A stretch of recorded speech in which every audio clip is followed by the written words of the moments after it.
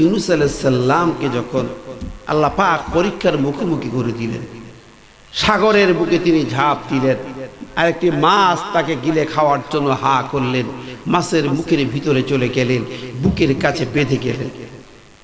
মাছ তাকে খাওয়ার জন্য চেষ্টা করছে, চিবানোর জন্য, তাকে পেটের ভিতরে নিয়ে হজম করার জন্য চেষ্টা করছে, পাচ্ছে না, ঠিক না? আবার মাছ তাকে ফেলে দেওয়ার জন্য চেষ্টা করছে, ফেলতেও পারছে না, বিপদে পড়ে গেছে। মহা টেনশনে মাছ সাগরের নিচে ছুটে বেড়ায়। কিতাবে পড়েছি, ছুটতে ছুটতে সাগরের পানির নিচে হাজার হাজার কিলোমিটার মাছ ছুটে বেরিয়েছে। খাইতে পারে না, উগরাইতেও পারে না, ফেলতেও পারে না, গিলতেও পারে না। মাছ বড় অসহায় হয়ে গেল। আল্লাহর কাছে মাছ কাঁদে, আল্লাহ এরকম প্রাণী, এরকম জীব প্রতিদিন কত খেয়ে হজম করে ফেলি, আর আজ আমি এ বিপদে পড়ে গেলাম কেন? আমি তো কোনো অপরাধ করি নাই। সাগরের গহীন অন্ধকারে মাছ ছুটে বেড়ায়, পানির ভিতরে মাছ ছুটে ছুটে কিনারে যায়, ভিতরে যায়, ফেলতে চেষ্টা করে, ফেলতে পারে না, গিলতে পারে না। অর্ডার কার? জোরে বলেন কার? রাখে আল্লাহ, মারে কি? আর কেউ আছে? যদি আল্লাহ বাঁচিয়ে রাখে, পৃথিবীর কেউ মারার ক্ষমতা। অনেক পরিকল্পনা আপনি করেছেন মারার জন্য, হত্যার জন্য, পৃথিবীর মানচিত্রে দেখা যায় তা হয় না। নমরুদ চেষ্টা করল ইব্রাহিমকে মারার জন্য, ফেরাউন চেষ্টা করলো মূসাকে মারার জন্য, আবু জাহেল চেষ্টা করলো আপনার নবীকে হত্যার জন্য, ঠিক না ঠিক? পেরেছিল? কথা বলেন। আজ পৃথিবীর মানচিত্রে যারা সে নবীদের পথে কাজ করে, মারার চেষ্টা অনেক করা হচ্ছে, অনেকের হত্যা করাও হচ্ছে, কিন্তু তারপরও আল্লাহর সৈনিকদের এই আন্দোলনকে জমিন থেকে মুছে ফেলা যায় না। কথা বলে ঠিক না ঠিক?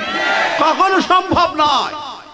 আল্লাহ তার কোরআনের আহ্বানকে, সুউচ্চ আওয়াজকে পৃথিবীর মানচিত্রে তিনি বিজয়ী করবেন।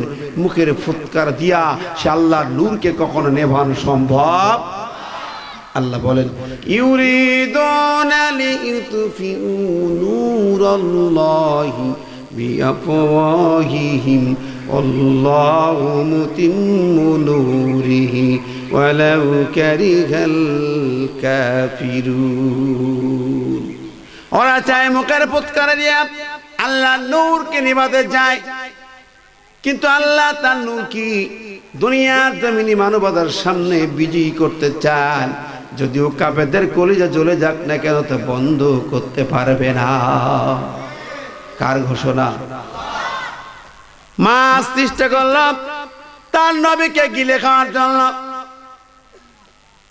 7 দিন যখন গভীর সাগরের ভিতরে, পানির ভিতরে মাছ ছুটে ছুটে ক্লান্ত হয়ে গেছে, সাগরের নিচে বালকনার পরে মাছ এবার শুয়ে পড়েছে, বুকের ভিতরে হযরত ইউনূস বেঁধে আছে।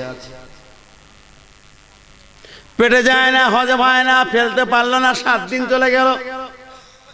সাগরের নিচে গভীর পানির নিচে মাছ ক্লান্ত হয়ে পড়েছে, আর নড়াচড়া নাই।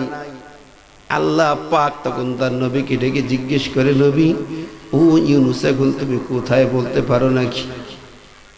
বললা, আল্লাহ আমি তো জানি না, আমি পরীক্ষার মুখোমুখি ঝাঁপিয়ে পড়েছি সাগরে, বড় মাছ আমাকে গিলে খেয়েছে,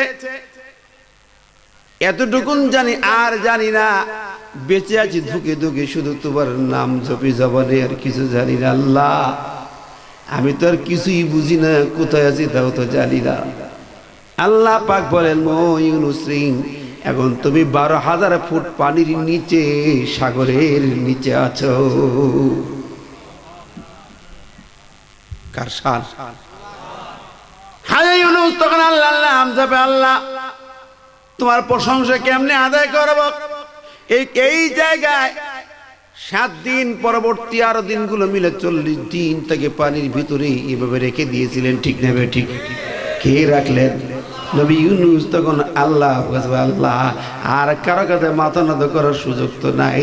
সমস্ত বিপদ মুসিবতে তুমি আল্লাহ তার নামের জিকির শুরু করলেন, সুবহানাল্লাহ আলহামদুলিল্লাহ লা ইলাহা আর জোরে সুবহানাল্লাহ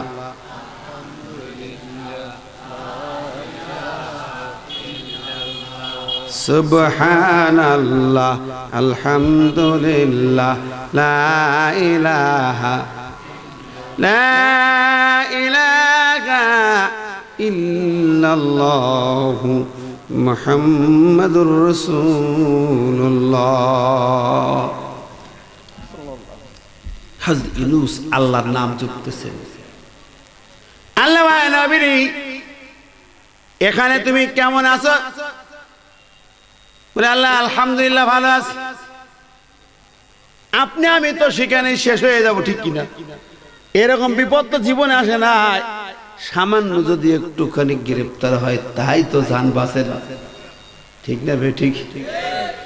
আর দেখেন কঠিন মুসিবতে আল্লাহকে বলতেছেন না সর্বক্ষণ।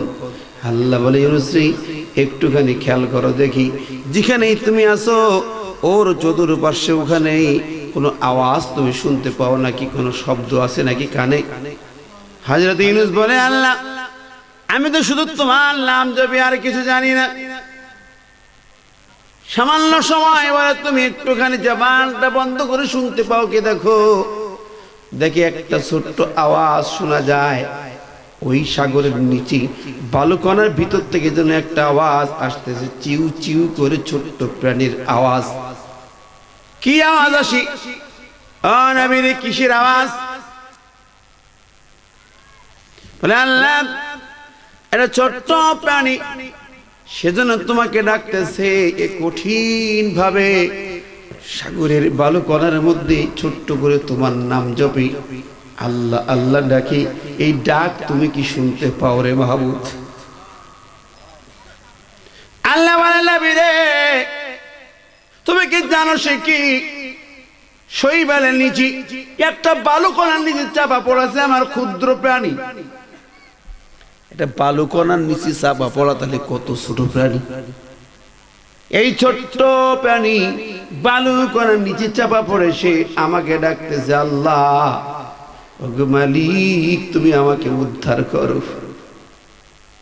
সুবহানাল্লাহ বলে। আল্লাহ আমি ছোট্ট বালুকণার নিচে চাপা পড়েছি, এই সময় আর কেউ তো আমার নাই উদ্ধার করা তুমি ছাড়া।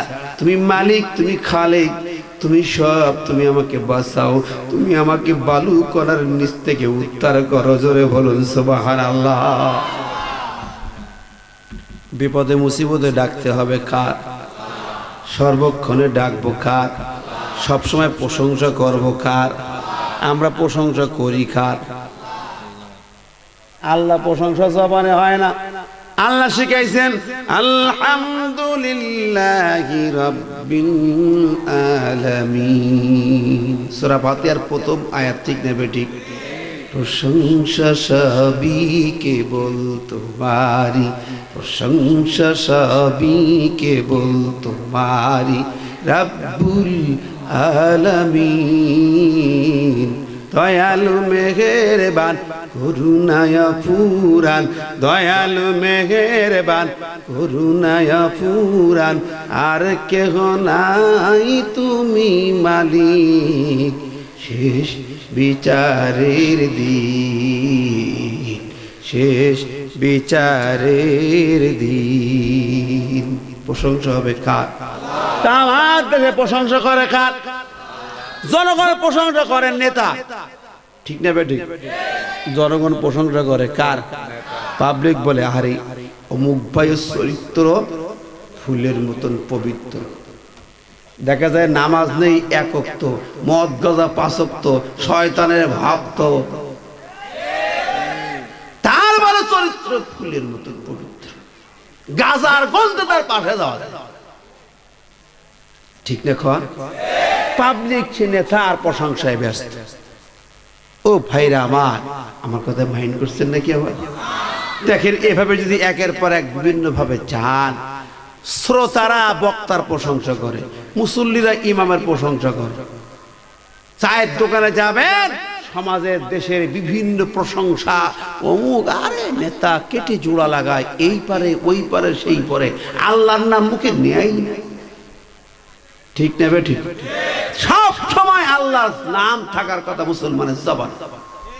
প্রশংসা হবে কার? আর জোরে বলি কার? আমার ভাইরা বন্ধুরা দেখেন, মন খারাপ করছেন নাকি আপনারা? রাগ করছেন? ইউনূস আলাইহিস সালামের কথা বলছিলাম, ছোট্ট পিচ্চি প্রাণী আল্লাহর নাম জপতেছে। নবী বলে, আল্লাহ তুমি এই ডাক কেমনে শুনলা এত নিচে এই জায়গায়? আল্লাহ জানেন নবী রে, আমি শুধু ওর আওয়াজ শুনতে পাই নাই, আমি আমার ছোট্ট প্রাণী আমার সৃষ্টিকে আমি বালুকণার নিচ থেকে উদ্ধার করতেছি, আর ওই জায়গায় তার খাওয়া দাওয়া রিজিকের সব ব্যবস্থা আমি করে দিয়েছি। সুবহানাল্লাহ। আমার আল্লাহ পারে না, কি বলেন? ঠিক না ঠিক? আপনার অভিভাবক আল্লাহ, আল্লাহু ওয়ালিয়ুল্লাযীনা আমানু ইখরিজুহুম মিনাজ যুলুমাতি ইলান নূর। আল্লাহ ইমানদারদের অভিভাবক, তার সৃষ্টি রহস্যের ইতিহাস সামনে চোখে দেখুন, চোখে দেখুন। আমি সেদিন একটা তথ্য দেখছিলাম, এক খ্রিস্টান বাদশা খলিফা ওমরের কাছে এক চিঠি লিখেছে। সে চিঠিতে বলছে, ওমর 4টি প্রশ্নের জবাব দিলে আমি খুশি হব, তাও আসমানি কিতাব থেকে জবাব দিতে হবে। বলে কি জবাব? বলে 4টি প্রশ্নের জবাব দিবে আসমানি কিতাব থেকে। নাম্বার 1 প্রশ্ন হচ্ছে, এমন মায়ের 2টি সন্তান, যেই সন্তান একই দিনই জন্মগ্রহণ করেছে আবার একই সময়ে মৃত্যুবরণ করেছে, 2 ভাই, 2টি সন্তান, কিন্তু একজন আরেকজনের চেয়ে 100 বছরের বড়। জটিল কথা। একই দিনে জন্ম, একই সময়ে মৃত্যু, কিন্তু একজন আরেকজনের চেয়ে 100 বছরের বড়। আসমানি কিতাব থেকে জবাব।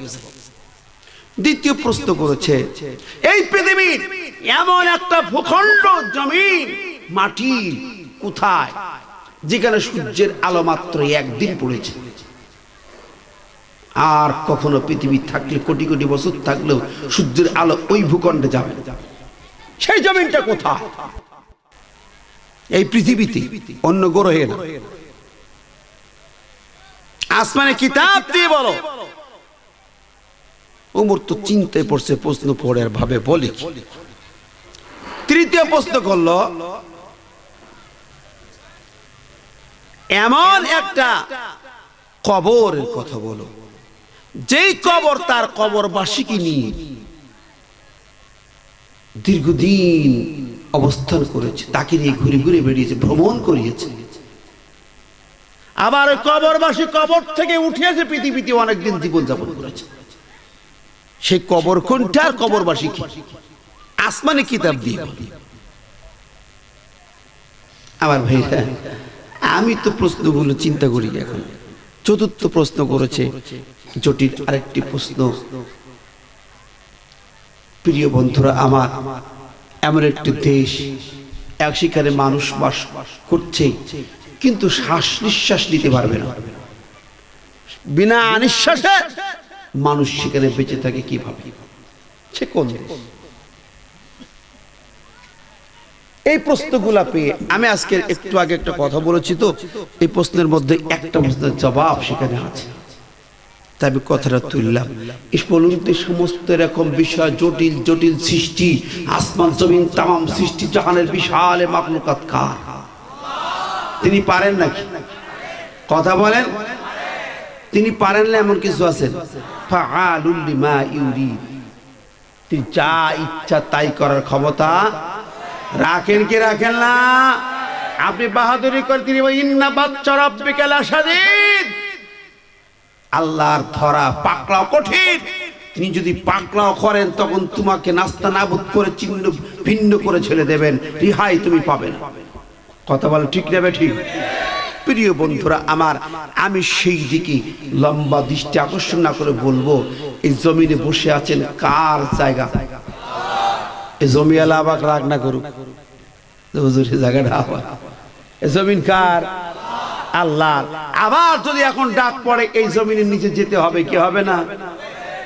সেই আল্লাহর জন্য আপনি কি প্রস্তুতি নিয়েছেন? কোন প্রস্তুতি নিয়েছেন? সেই কবর দেশে যাওয়ার জন্য প্রস্তুতি কোথায়? কখন আপনি কবর দেশে যাবেন? কোন মুহূর্তে আপনাকে নিয়ে যাওয়া হবে? প্রস্তুতি কি নিতে পেরেছি? কিন্তু না, আজকে আফসোস লাগে, আল্লাহ পাক আমাদেরকে কোরআন দিয়ে সব শিক্ষা তালিম তরবিয়ত দিয়েছেন যে আমরা ভুলে যাচ্ছি কোরআন। ঠিক না বে ঠিক? আমি লম্বা ভূমিকা নেব না, আমরা সর্বত্র সে কোরআন মানতে চাই। ঠিক না বে ঠিক? আমরা আল কোরআন মানবো, রাজি আছি না নাই? কোরআন আছে আমাদের ঘরে ঘরে, কিন্তু মানার মানুষ নাই, পড়ারও মানুষ নেই। আছে আজ সেই কুরআন আছে, হাদিস আছে, সেই মানার মানুষ নেই, সেই ইমানার মানুষ নেই। ঠিক না আমার ভাইরা? কিন্তু কোরআন মানবো আমরা। আজকে অন্তত পক্ষে একটি বিষয় বুঝবো, আল্লাহ তোমার কোরআন মানতে চাই, কোরআনে আলোকে জীবন করতে চাই। আপনাদের সামনে যে আয়াতটা পড়েছে সূরাতুন নিসা ৭৬ নম্বর আয়াত। কত নম্বর আয়াত? না ৭৫? ৭৫ নম্বর আয়াত। আল্লাহ পাক সূরাটার নাম দিয়েছেন নিসা। নিসা মানে কি? নারী, মহিলা। মহিলা নামে সূরা আছে, পুরুষ নামে কিন্তু কোন সূরা আছে নাকি? কথা বলেন আছে? আবার এই সূরা নিসা নাজিল হলো মদিনায়। কোথায় নাজিল হয়েছে? মদিনায়। মদিনায় যখন নাজিল হলো সূরাটি, তখন বিশ্বনবী ছিলেন মদিনার প্রেসিডেন্ট। নবী কি ছিলেন? প্রেসিডেন্ট ছিলেন বিশ্বের। হয়তো আছে সবার। আল্লাহর নবী প্রেসিডেন্ট ছিলেন, অনেকে মুসলমানের সন্তান মানতে রাজি হয়। নবী আবার রাষ্ট্র চালাবে, রাজনীতি ইসলামে নেই।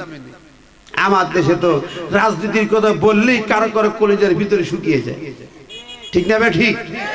কিন্তু কোরআনের শুরু থেকে শেষ পর্যন্ত গোটা কোরআন রাজনীতিতে ভরা। আপনার নবী বিশ্বনবী পৃথিবীর মানুষের রাজা বাদশা সবাইকে চোখে আঙুল দিয়ে রাজনীতি শিক্ষা দিয়েছেন তিনি।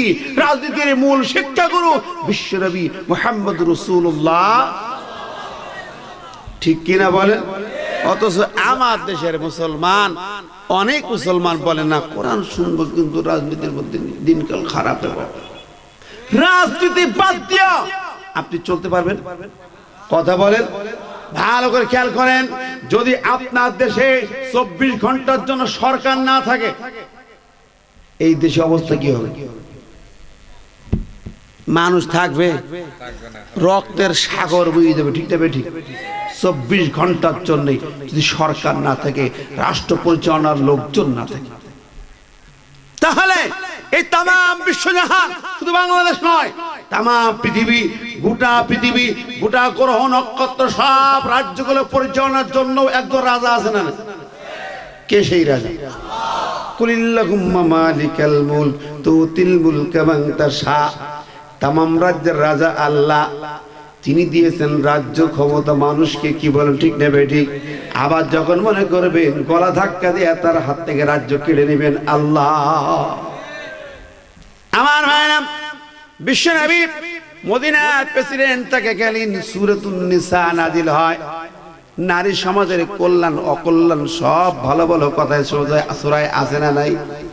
আজকে নারীদের কথা কি বলবো ভাইরা? কক্সবাজারে মানুষ আমার চেয়ে বেশি জানে। নারীরা আজকে ভাইরাসে আক্রান্ত। ঠিক না বেঠিক?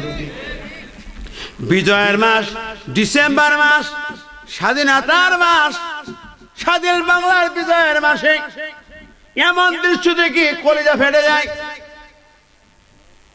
নেতারা বড় বড় লেকচার দিচ্ছেন, লক্ষ লক্ষ মা বোনদের ইজ্জতের বিনিময়ে স্বাধীনতা। ঠিক কিনা? বক্তব্য দিচ্ছেন খুব ভালো, সেই মাদেরকে মর্যাদা দিয়া কাপড় খোলায়া অর্ধ উলঙ্গ করে রাস্তায় নামাইতেছে। এরা ইজ্জত দিয়েছে, তাহলে এখনো দিতে হবে সব। ভাবটাই তো এরকম। ঠিক না ঠিক? ইজ্জত দিছো, আরো দাও। ইজ্জত ঢাকার দরকার নাই। অবাক হলে মুসলমান দেশের নারী কি ওয়াজ করবেন আল্লাহ পাক?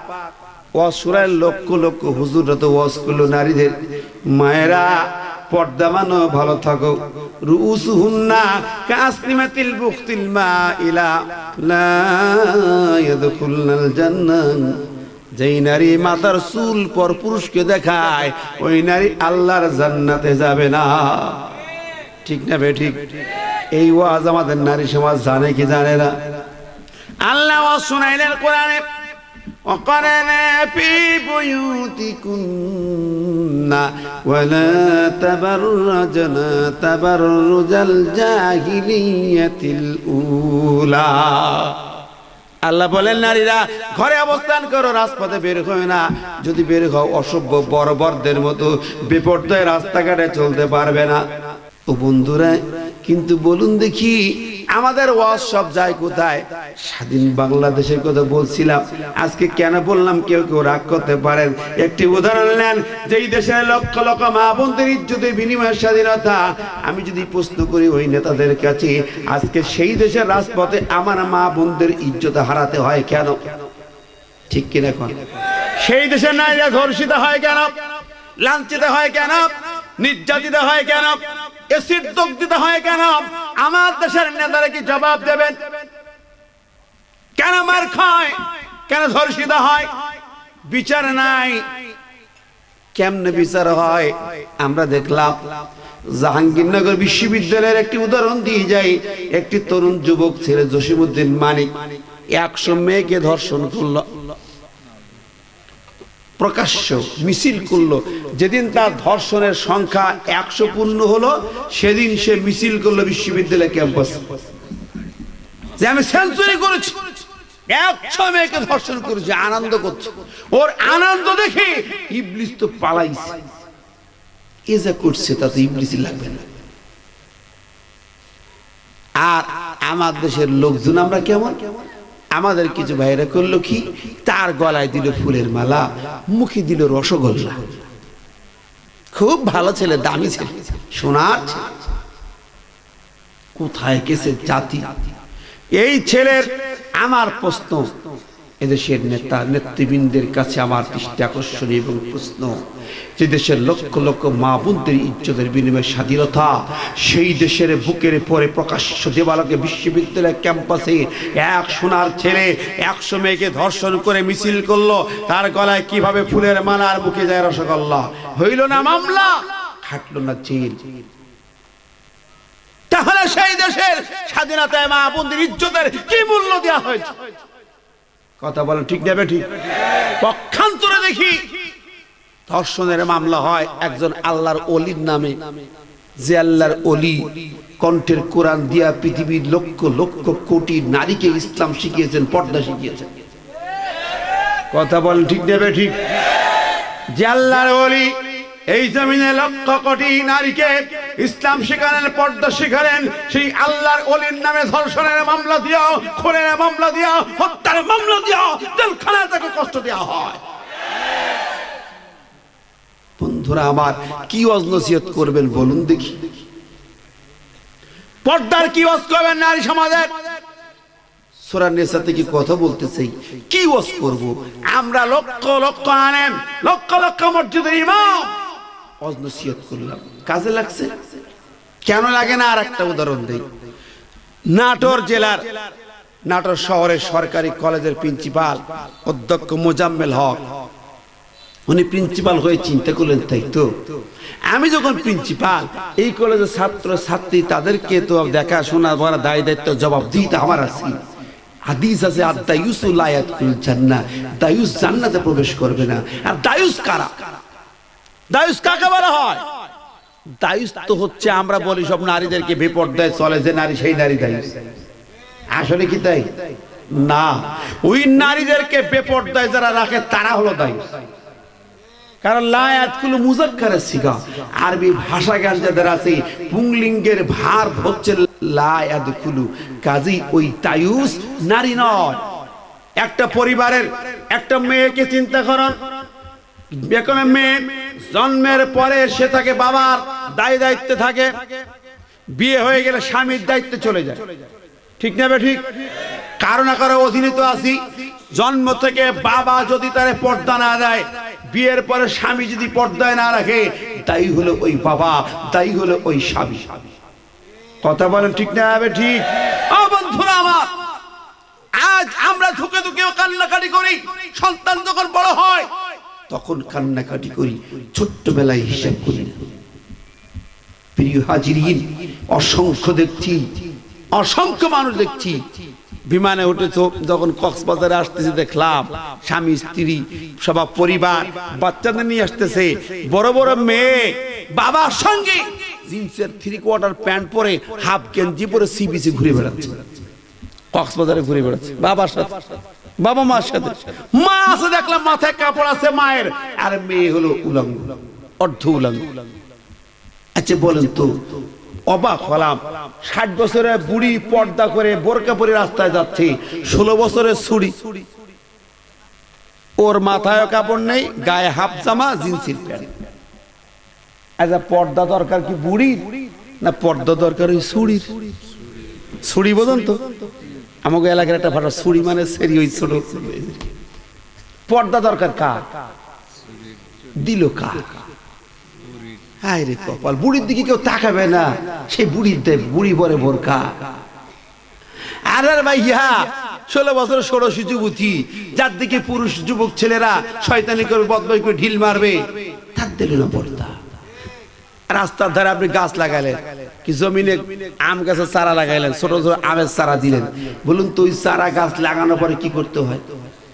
ওকে বেড়া দিতে হয় না, ঘেরা দিতে হয় কি হয় না? কি আমার কথা বুঝতে অসুবিধা হয় ভাই? ঘেরা দিতে হয় কি না? ঘেরা যদি না দেন তাহলে কি হবে?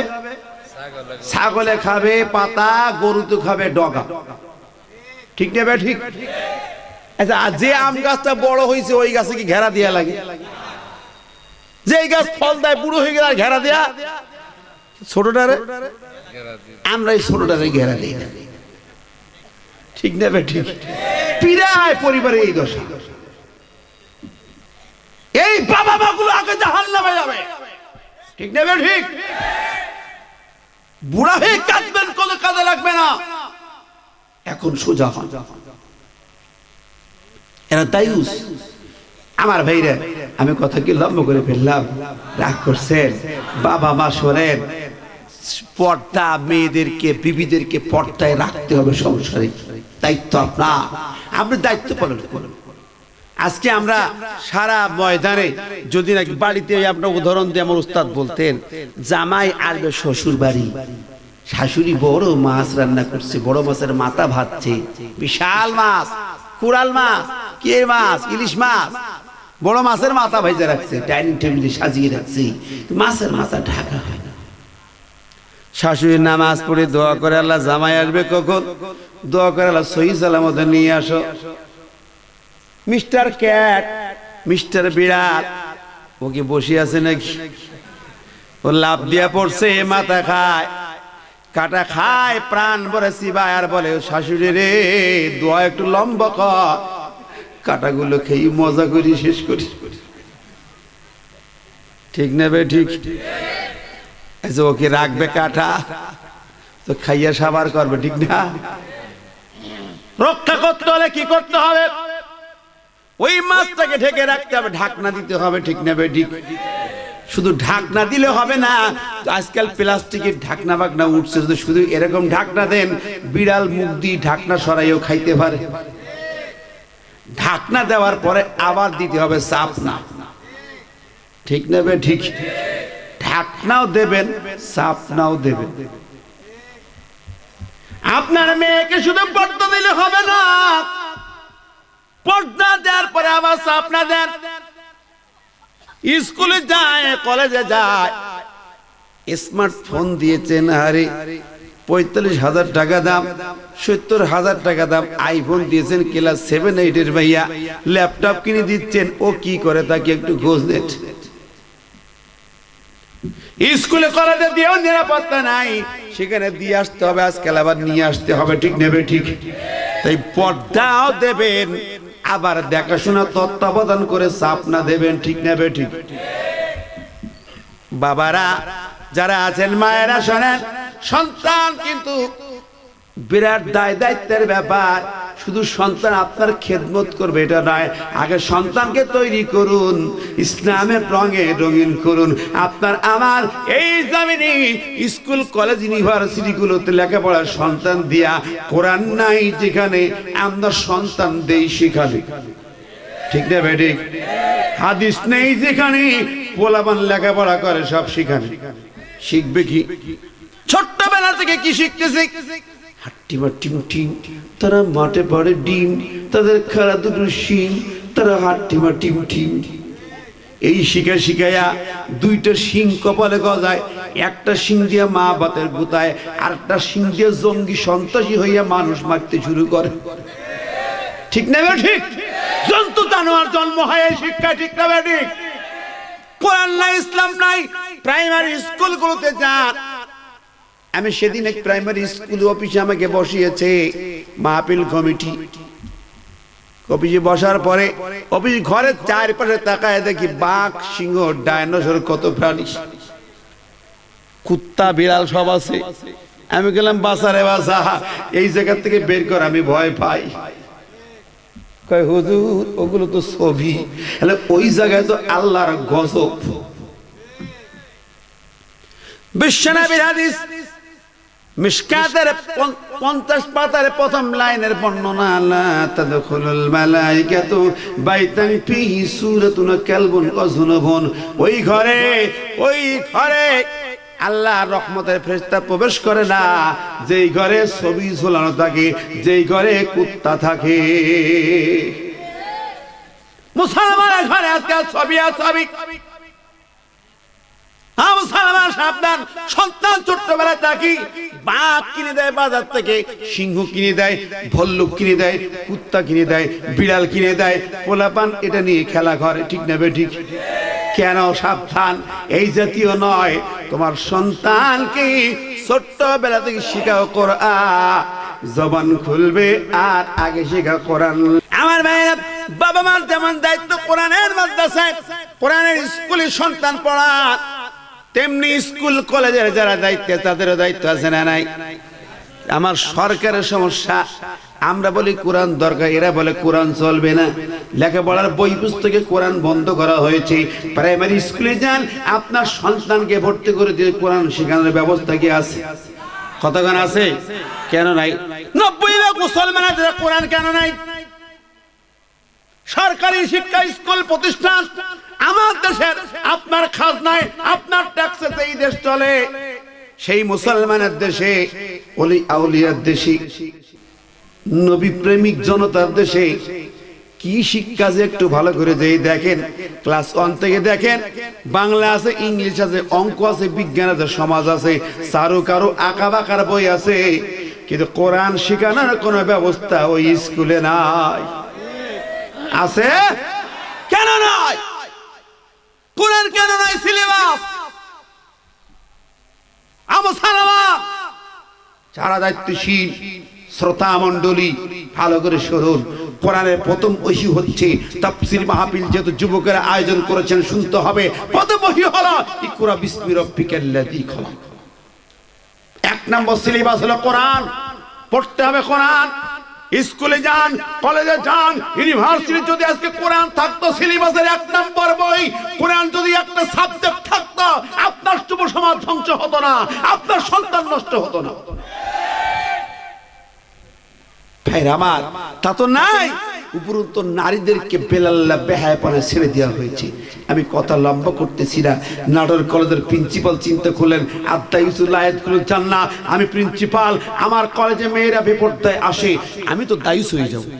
উনি নোটিশ করলেন, আমার কলেজ ক্যাম্পাসে কোনো মেয়ে বেপরদায় আসতে পারবে না, পর্দা করে আসতে হবে আগামীকাল থেকে। কি সুবহানাল্লাহ বলেন? কি আপনার খুশি না বেজার? রাগ করলেন? কিন্তু পরদিন সকালবেলা ক্যাম্পাস খোলার পরে দেখা গেল প্রিন্সিপালের বিরুদ্ধে মিছিল শুরু হয়ে গেল। ঘোষণা হচ্ছে, মিছিল হচ্ছে প্রিন্সিপালের ঘোষণা, মানি না, মানব না, মেয়েদেরকে পর্দা দিয়ে ক্যাম্পাসে চলবে না। ঠিক এই কই ঠিক? সর্বনাশ, কোন জায়গায় দোয়া কোন জায়গায় লাগায় গো? মিছিল করতেছে কারা? নোটিশ করলাম মেয়েদের জন্য, আর মিছিল করে ছেলেরা।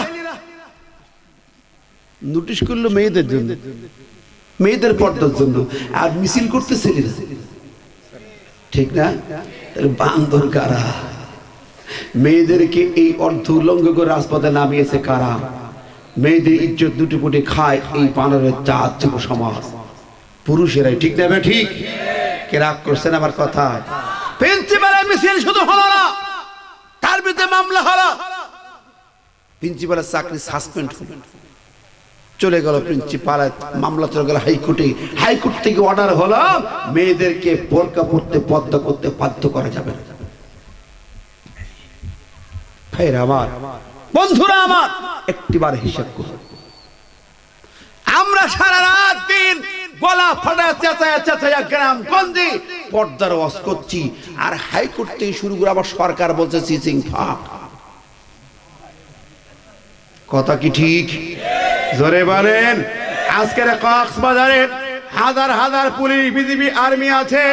আপনার এই কক্সবাজারে এইভাবে কেন 31 নাইট করার জন্য লক্ষ লক্ষ মানুষ অর্ধ উলঙ্গ নারীদের নিয়ে নিচে বেড়াবে, গান গেয়ে বেড়াবে, রাজধানীতে হবে নাচ গান আসর, নারীর চরিত্র নিয়ে, নারীর জীবন নিয়ে হবে সিনেমিনি খেলা। মুসলমানদের আদর্শ নয়। ওয়াজ করবেন। আমি এই কথা বলবো, হুজুর ওদের কি রাজনীতি করতেছি? আমি কি রাজনীতি করলাম?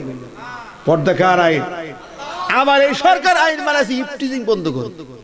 আরে ইফটিজিং কেমনে বন্ধ হয়?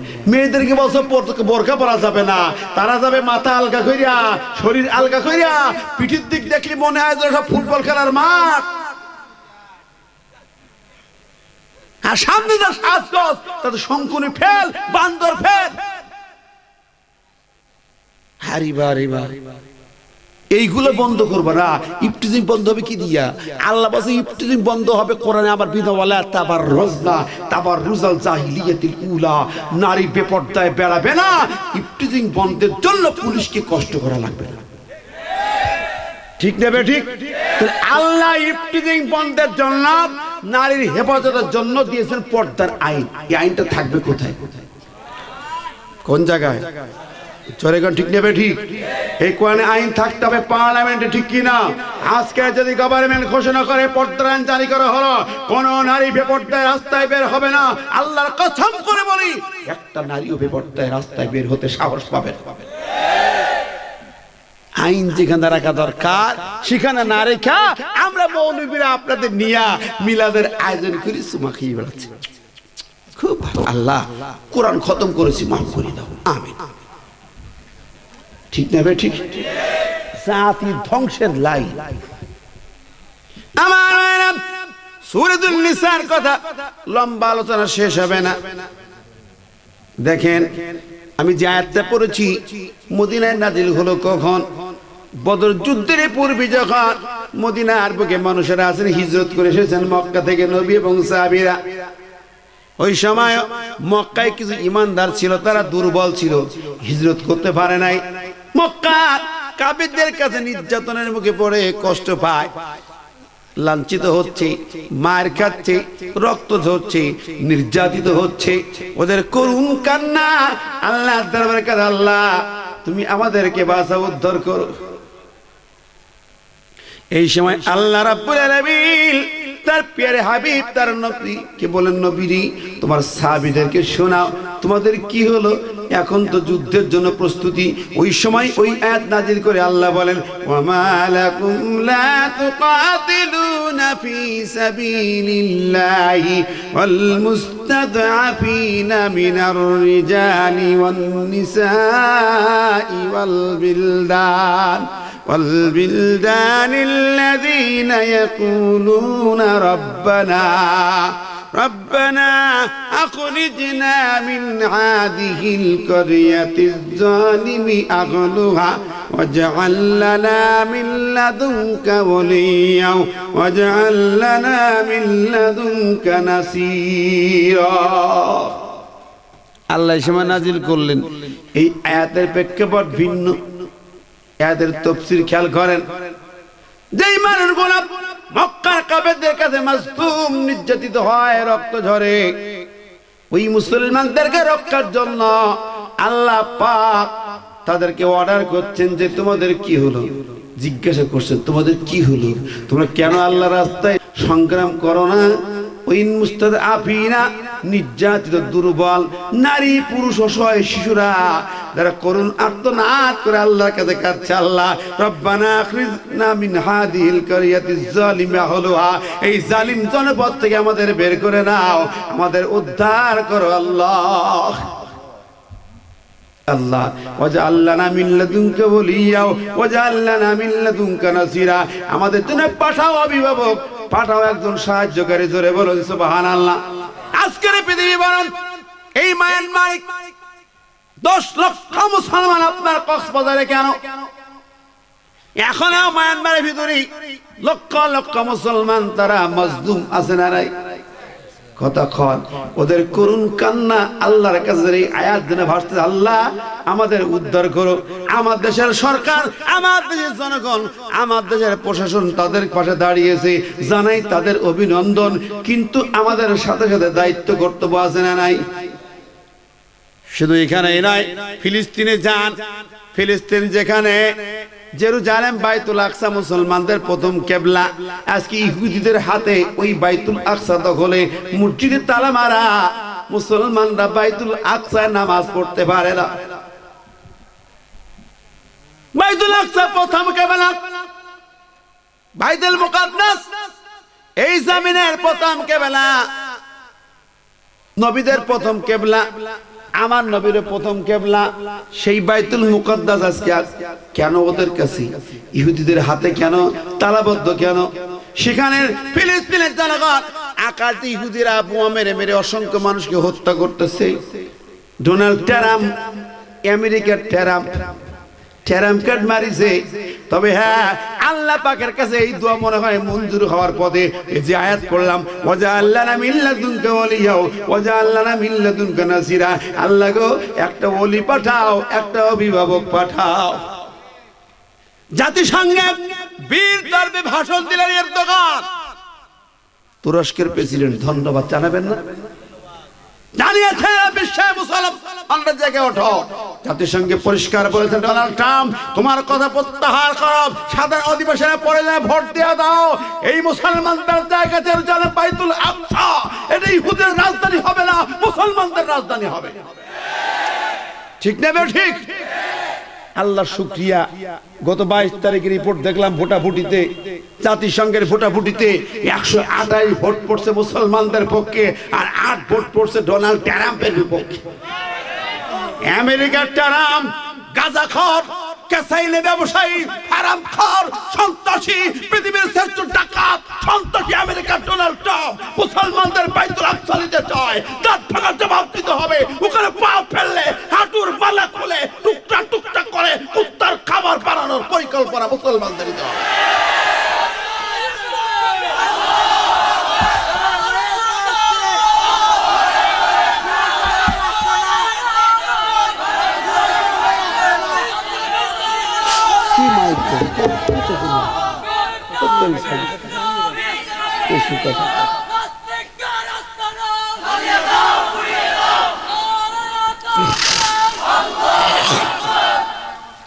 আবার ভাইরে, আজ দরকার মুসলিম জাতির একজন অভিভাবক। ঠিক না ঠিক?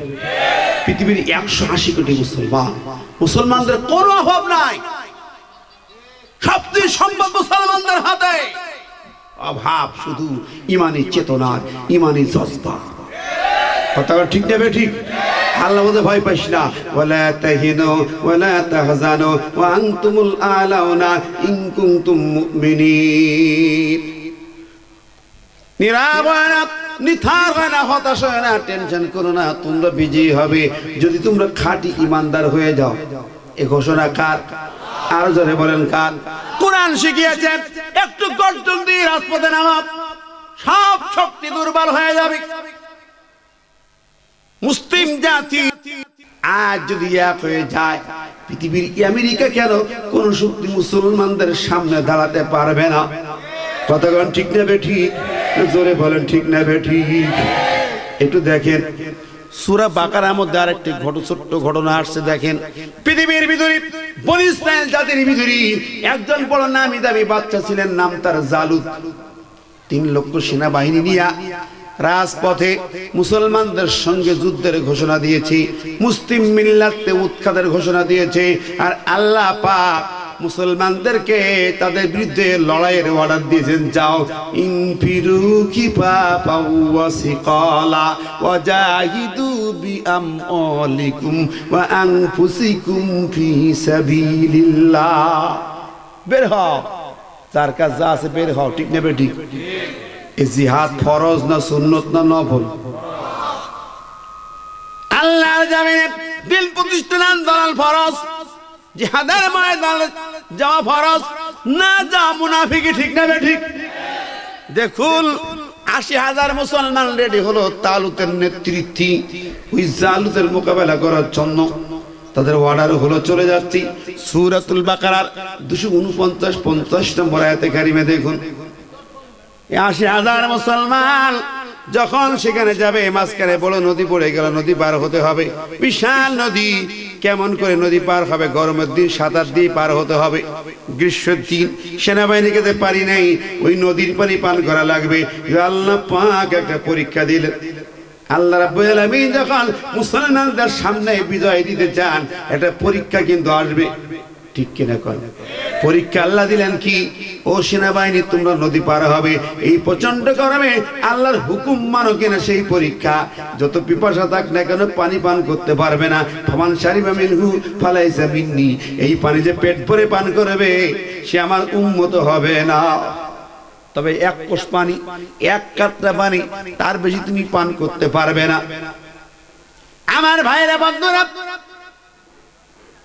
অবাক বিষয়, ইতিহাস, করুণ ইতিহাস। ওই সময় ৮০,০০০ মুসলমান যখন নদী পার হয়, পানি পিপাসায় পানি পান করে বেশিরভাগ নদী পার হয়ে সুস্থ হালাতে আল্লাহর সৈনিক দাঁড়িয়েছে মাত্র বদর যুদ্ধের সমান। তাফসীর পড়লাম ৩১৩ জন বদর যুদ্ধের সংখ্যার সমান। ৮০,০০০-এর মধ্যে সুস্থ আছে ৩১৩ জন, বাদ বাকি সব পানি খেয়ে পেট ফুলে পড়ে আছে। ৮০,০০০ মুসলমানের ভিতরে পরীক্ষায় ফেল করলে ৭৯,৬৮৭ জন, আর পাশ করলো মাত্র ৩১৩ জন। ঠিক না বে ঠিক? আজকে এই জমিনে মুসলমানদের পরীক্ষা চলতেছে কিনা? ইমানের পরীক্ষা আছে না নাই? ইমানদার যদি পরীক্ষা দিতে হবে। আহাসিবান নাস আইয়ুতরাকু আইয়াকুলু আমান্না ওয়া হুম লা ইফতানুন।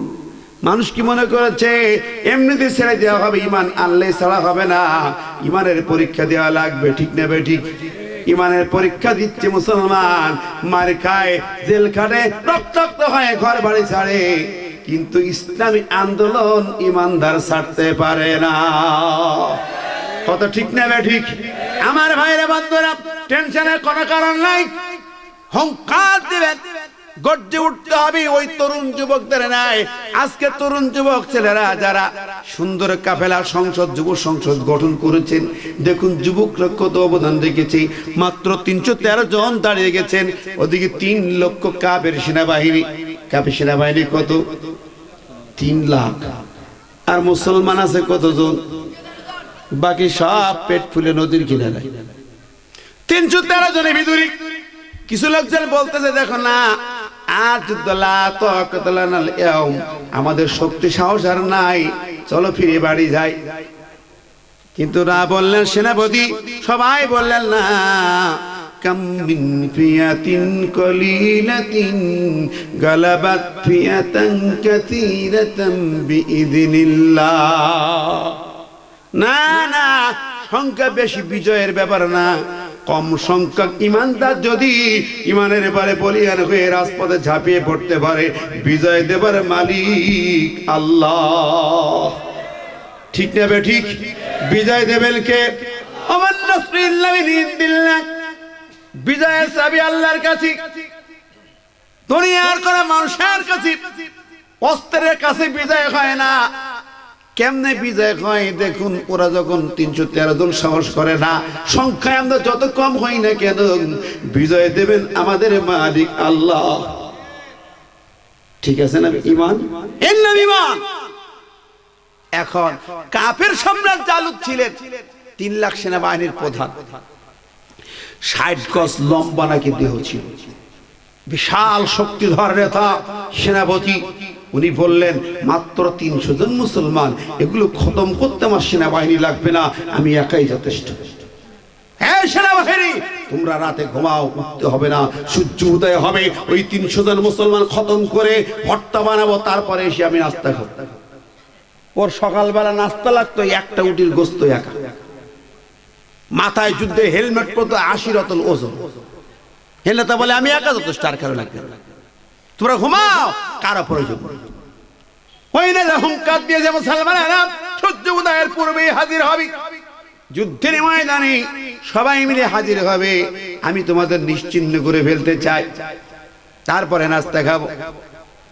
কিন্তু মুসলিম সেনাপতি ফজরের নামাজ পড়ে একটু পরামর্শ করতেছে, বলতে তোমরা কে যাবে? আমার সেনাবাহিনীর মধ্যে এমন কে আছো যে এই মুহূর্তে কাফির সম্রাটের সামনে যে মোকাবেলা করবে? কে যাবে? একজন উঠে দাঁড়িয়ে যাও। বিশাল সেনাবাহিনীর মধ্যে আছে মাত্র 313 জন, এমনিতেই দুর্বল, আর অত বড় হুঙ্কার গর্জন দিয়েছে। 313 জনের মধ্যে তখন মাঝখান থেকে একটা ছোট্ট তরুণ দাঁড়িয়েছে, একটা যুবক, কিশোর বালক, 11 বছর বয়স, সে দাঁড়িয়েছে। সেনাপতি, আমাকে অনুমতি দেন, আমি যেতে চাই। জোরে বলেন, আর জোরে বলেন। যুবকরা আলহামদুলিল্লাহ, আমি খুশি হয়েছি এই জন্য আজকে ইখওয়ানুল ইসলাম যুব সংসদ, তবে এই জায়গায় একটুখানি সংশোধন করতে হবে।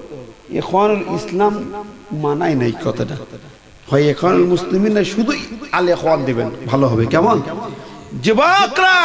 হ্যাঁ যুবক, আল্লাহ রাসূল তোমাদের বেশি ভালোবেসেছেন, আলহামদুলিল্লাহ, আল্লাহ বেশি ভালোবাসে।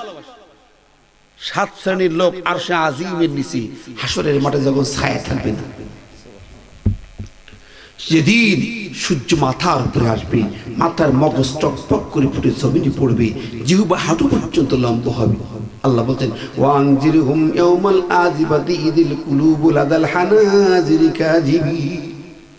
সূর্য মাথার উপরে আসবে আর জিহ্বা হাঁটু পর্যন্ত লম্বা হবে, ভিতরে কলিজা মুখের কাছে ঠেলা দেবে, হাসপাস করবে, আগে গোসায় দাঁড়িয়ে যাবে, কেউ সাহায্যকারী হবে না, কেউ বন্ধু হবে না।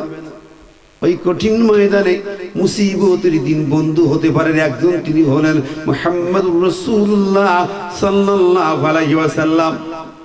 ওই দিন আল্লাহর নবী বলেন লা জিল্লা ইল্লা জিল্লুহু, ওই হাসরের ময়দানে কোনো ছায়া থাকবে না, প্রচন্ড তাপ, তবে একটা জায়গায় শুধু আল্লাহর আরশের ছায়া থাকবে, ঠিক না বেঠিক? আল্লাহ আরশে আজিমের ছায়া থাকবে, ওই ছায়া বা সবাই স্থান পাবে না। 7 শ্রেণীর মানুষকে ওই আরশে আজিমের ছায়া স্থান দেওয়া হবে। জোরে বলেন সুবহানাল্লাহ।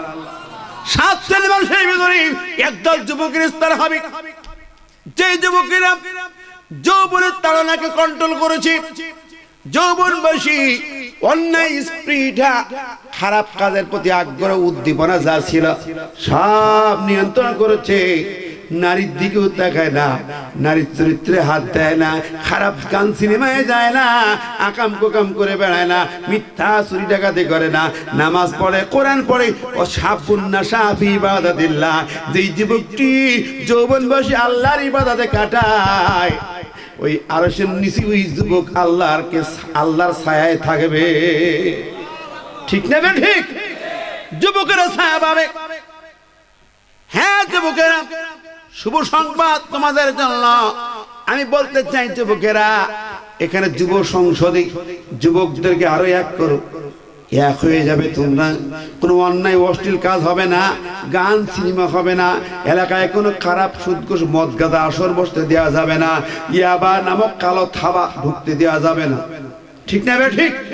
তোমরা সংসারে কিন্তু নীতিমালা বানাও, যুবকদেরকে প্রতি সপ্তাহে কোরআনের ট্রেনিং দাও, একদিন বছরে তাফসীর মাহফিল দিয়ে হবে না, প্রতি সপ্তাহে তোমাদেরকে বসতে হবে, ঠিক না ঠিক?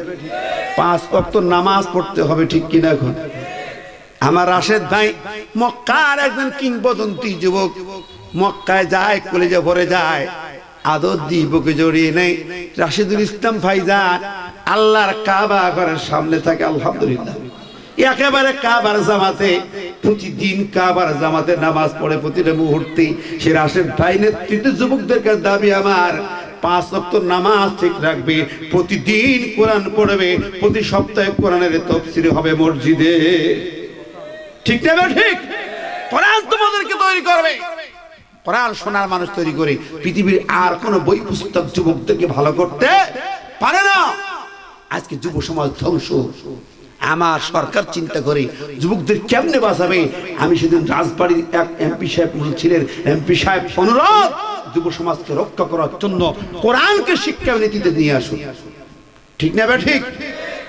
আল্লাহ হেফাজত করুক, আমরা বলি আমিন। হ্যাঁ ভাই আমার ওই 313 জনের মধ্যে একজন ছেলে দাঁড়িয়েছেন, তরুণ কিশোর, মনে আছে কথা? নাম দাউদ, বয়স 11+। এই যুবকটা দাঁড়িয়েছে, কত ছোট, 11+ বয়সের ছেলে যুদ্ধের জন্য দাঁড়িয়েছে। তাও পৃথিবীর সেরা জালুত নামক সম্রাটের মোকাবেলা করার জন্য দাঁড়িয়েছে। সমস্ত সৈনিকেরা, বড় বড় বীর যুদ্ধ যারা, ওরা বলে নেতা এই ছোট্ট বাচ্চাকে পাঠানো যাবে না, ও তো যুদ্ধ বোঝে না, আসছে কেন জানি না, ওকে পাঠিয়েন না। পৃথিবীর সেরা সেনাপতি জালুতের মোকাবেলায় একজন আপনি যোগ্য সেনাপতি পাঠান। ছোট্ট যুবকটি, ছেলেটি হাত জোগে বলে, সেনাপতি একটু আমার আবেদন নিবেদন আছে। বলে কি আবেদন? সেনাপতি আপনি কাকে পাঠাবেন? কোন বিকল্প চিন্তা হবে না। আমি এই তরুণ ছোট্ট ছেলে, মায়া মা জননীর কাছ থেকে বিদায় নিয়ে এসেছি। সুবহানাল্লাহ বলেন। আমার মা জননী আমাকে পাঠিয়েছেন এই যুদ্ধের ময়দানে, একটি দোয়া দিয়ে পাঠিয়েছেন। আজকে আমার দেশের ছেলেরা মাকে কষ্ট দেয়, আছে না? আপনার এলাকায় আছে? মা বাবাকে কষ্ট দেয়। বড় হওয়ার পরে শ্বশুরের মেয়ে ঘরে আসলে পৃথিবীর আর কেউ ওর কাছে মূল্যায়ন নেই। মনে করো শ্বশুরের মেয়ে সব। আমার উস্তাদ বলতেন, কলিকালের পোলা পান বাপকে বলে হুক্কায়াত, মাকে বলে কুটনি বুড়ি, বউকে বলে সোনার চাঁদ। হ্যাঁ, কলিকালের পোলা পান বাপকে বলে হুক্কায়াত, মাকে বলে কুটনি বুড়ি, বউকে বলে সোনার চাঁদ। এরম যুবক কি এলাকায় আছে নাকি? হ্যাঁ যুবকেরা সাবধান, মায়ের পদতলে তোমার জান্নাত। মায়ের গান শুনছেন না একটু আগে? শিল্পী রঘুনুজ্জামান সুন্দর গান গায়, মায়ের পদতলে জান্নাত ইসলাম শিখিয়েছে। ওগো মা তুমি এই ধরনের শ্রেষ্ঠ নিয়ামত, তোমারই পদতলে রয়েছে জান্নাত। ওগো মা তুমি এই ধরনের শ্রেষ্ঠ নিয়ামত, তোমারই পদতলে রয়েছে জান্নাত। ঠিক না বেটি? এই পৃথিবী থাকতো ফুল পাখি, এই পৃথিবী থাকতো মায়া মগহীন, যদি না পেত মায়ের মায়ারি হাত। ওগো মা তুমি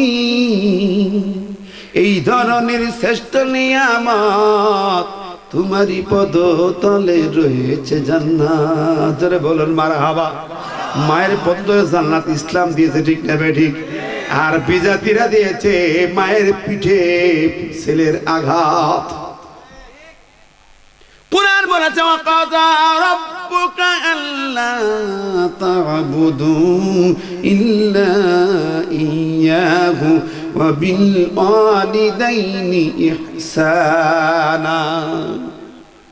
কোরআন শিখিয়েছে আল্লাহর ইবাদত বন্দেগীর পরে পৃথিবীতে তুমি সবচেয়ে যাদের আনুগত্য করবে তারা হলো মা বাবা।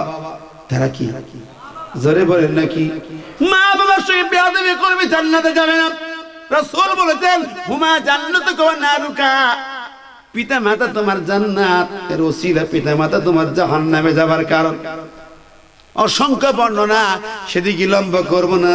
ও এই এলাকার যুবকেরা সাবধান, মায়ের চেয়েও যেন বেশি দরদ আর কাউকে দেখায় না, মায়ের চেয়ে বেশি সম্মান তুমি পীর কেবলার দরবারে যেও না। মাকে খাইতে দেয় না, বড় মরকটা নিয়ে পীর কেবলার মাজারে ছুটে যায়, ঠিক না? ওইটা টাটকা ভণ্ড।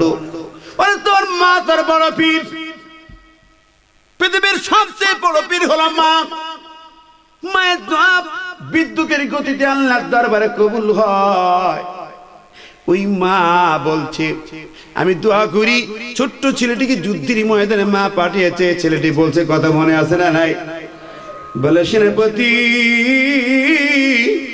আমার মা জননী, ঘর থেকে যখন আমি বের হই, আমার মা আমাকে বুকে জড়িয়ে দোয়া করেছে, আমার কপালে চুমা খেয়েছে, আমাকে আদর করে চুমা খেয়ে বিদায় দিয়েছে, আর বলে দিয়েছে, একটি অর্ডার করে দিয়েছে, আমি মা এই জমিনে সিজদায় পড়ে থাকবো ততক্ষণ পর্যন্ত যতক্ষণ আমার ছেলের আঘাতের জালুতের খতম না হয়। সুবহানাল্লাহ বলেন। মা কাকে বলে? দুনিয়ার শ্রেষ্ঠ মা, দুনিয়ার সেরা মা, ঠিক কিনা কর?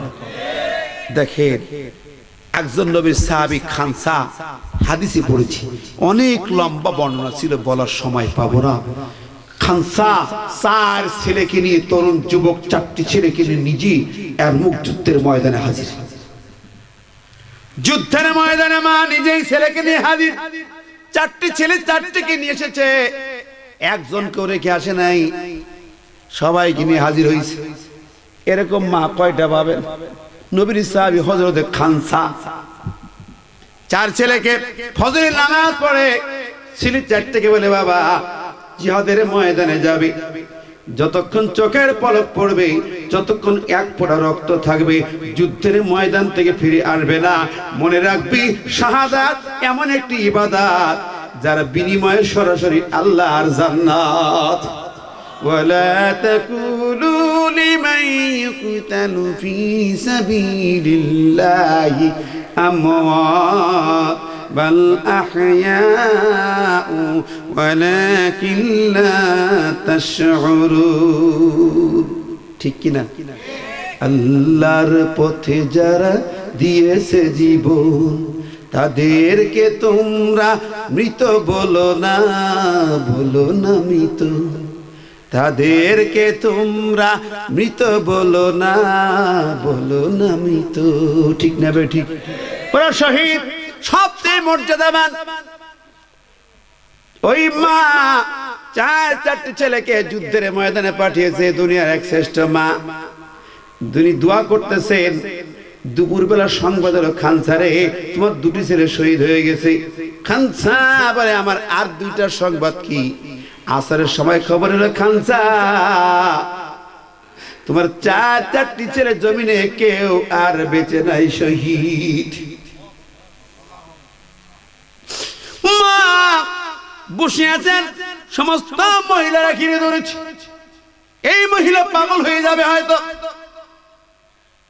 দুনিয়ায় আমি অবাক হয়ে যাই, বাংলা জমিনে অসংখ্য শহীদের মায়ের কাছে আমি সালাম বিনিময় করেছি।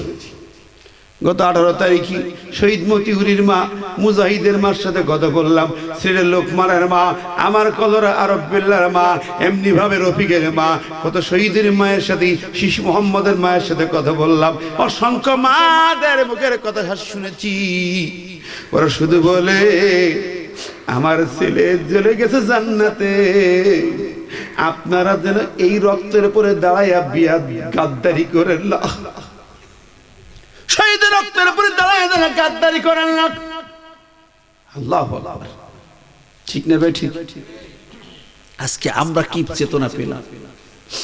শহীদের মা তারা ধন্য, তাদেরকে শহীদরা আপনার জান্নাতে নিয়ে যাবে সুপারিশ করে, হাদিস শরীফের পরিষ্কার বর্ণনা আছে। আমার প্রিয় ভাই বন্ধুরা, তিরমিজি শরীফের 291 পৃষ্ঠাে বর্ণিত হাদিস আছে রাসূল বলেন আল মাকতামিল মাদিকার قال قال رسول الله صلى الله عليه وسلم للشهيد عند الله ست خصال يغفر له بأول دفعة ويرى له مقعد من الجنة ويعزم من عذاب الأكبر ويوضع على رأسه تاج الوقل ياقوتا ويوضع على رأسه تاج الوقل ياقوتا منها خير من الدنيا وما فيها ويصب زوجة من الحور العين ويشفع في 70 من أقاربه أو كما قال النبي صلى الله عليه وسلم রাসূল বলেন আল্লাহর রাস্তায় শহীদ হয়ে যায় যেই বীর তার জন্য আল্লাহর কাছে স্পেশাল 6টা মর্যাদা ধরে বলেন সুবহানাল্লাহ। নাম্বার 8 ইগফারু লাহু বিআউয়াল দফা, ওর শরীর থেকে প্রথম ফোঁটা রক্ত জমিনে টাচ করার সঙ্গে সঙ্গে জীবনের সব গুনাহ গাদা মাফ হয়ে যায়। 2 নম্বর হলো ওয়াইরা লাহু মাকাদু মিনাল জান্নাহ, ওই শহীদ যখন জমিনের উপরে পড়ে থাকে ছটফট করে জান চলে যাবে, আল্লাহর নবী বলেন ওর চোখের সামনে তখন জান্নাতের ছবি তুলে ধরা হয়। বলা শহীদ কিলে দুখুল জান্নাহ, এই জান্নাতে প্রবেশ করো, শহীদকে তখন আহ্বান করা হয়।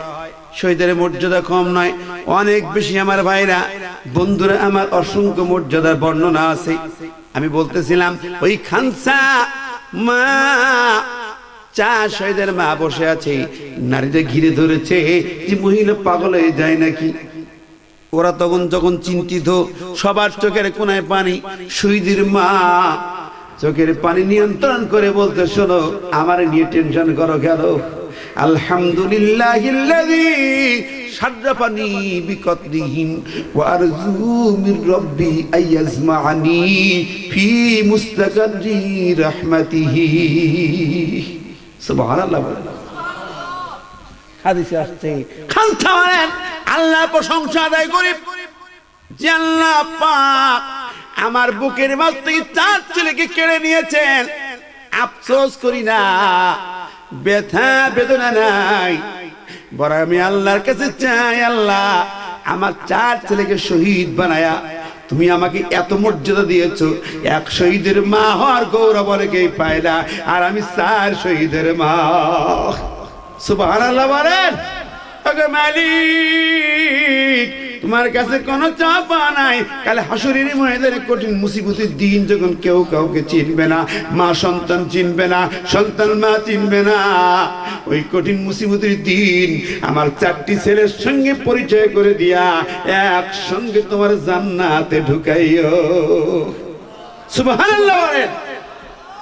আমার ভাইরা এই হলো আদর্শ মা, ঠিক না বে ঠিক, যে তার সন্তানকে শহীদ বানায়া মুজাহিদ বানায়া জান্নাতি বানাতে চায়। জোরে বলেন সুবহানাল্লাহ। আমার ভাইরা ওই তরুণ যুবক বাচ্চা ছেলেটি বলছে আমার মা আমাকে বিদায় করে দিয়েছে, দোয়া করে দিয়েছে, সেনাপতি মায়ের দোয়া নিয়া যুদ্ধের ময়দানে এসেছি, আর কেউ যাবে না, আমি যাবো জিহাদের ময়দানে, জালুতকে খতম করে আমি জিহাদের বিজয় পতাকা ওড়াতে চাই। তাহলে বলুন সুবহানাল্লাহ। সবাই অবাক হয়ে গেছে, ছোট্ট বাচ্চার কথা শুনে বলি কি আশ্চর্য সাহস, সবাই নির্বাক হতবাক, বাকরুদ্ধ হয়ে গেছে সবাই। এই মুহূর্তে সেনাপতি কি অর্ডার দেবেন? ছোট্ট বাচ্চাকে এত বড় সেনাপতির মোকাবেলায় যুদ্ধে পাঠানো হলো। সেনাপতি বলতে যাও, তোমার অনুমতি দেওয়া হলো। জোরে বলে সুবহানাল্লাহ। সেনাপতি অনুমতি দিলেন। ছোট্ট বালক আনন্দের হাসি হাসতেছে, মাথায় হেলমেট পরলেন, রেডি হয়ে আছে, হেলমেট পরে ঢাল নিলেন, তরবারি নিলেন, বললেন সেনাপতি দোয়া চাই, যুদ্ধের ময়দানে ছুটে যাই, জালুতকে ধ্বংস করতে চাই, শাহাদাতের তামান্না নিয়া জান্নাতে প্রবেশ করতে চাই। জোরে বলেন সুবহানাল্লাহ। ছোট্ট ছেলেটি প্রস্তুতি নিয়ে হাঁটি হাঁটি পা পা করে সামনে চলতে শুরু করেছে। আমি বলতেছিলাম আপনি আমি যদি জাতির সামনে ভূমিকা রাখতে না পারি, আজকে বড় কষ্টের কথা। আমার মনে বলে এরকম তরুণ যুবক যেমন সামনে যাচ্ছে, বাংলাদেশের তরুণ যুবকরাও কিন্তু পিছিয়ে নেই, আছে।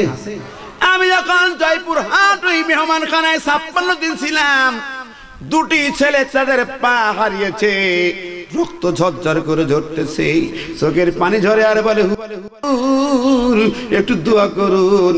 একটা পা নয়, দুটি পা যাবে, দুটি হাত যাবে, দুটি চোখ যাবে, দুটি কান যাবে, সমস্ত দেহ ক্ষত বিক্ষত হয়ে যেতে পারে। বাতিলের কাছে মাথা নাতে হবে না, বাংলার জমিনে কোরআনের বিজয় দেখতে চাই। আলহামদুলিল্লাহ বলেন। আমার প্রিয় ভাইরা, আমার মন বলে কি জানেন, এত অত্যাচার জুলুম নির্যাতন চালিয়েও এদেশে ওরা আমাদের অনেক ভাইয়ের জীবন কেড়ে নিতে পেরেছে পৃথিবী থেকে, জমিন থেকে, কিন্তু আমাদের ঈমানকে কেড়ে নিতে পারে নাই। ঠিক আছে না নাই? হাজার হাজার আলেমকে জেলখানায় বন্দী করা হয়েছে, হত্যা করা হয়েছে, মারা হয়েছে, অসংখ্য যুবককে শহীদ করা হয়েছে।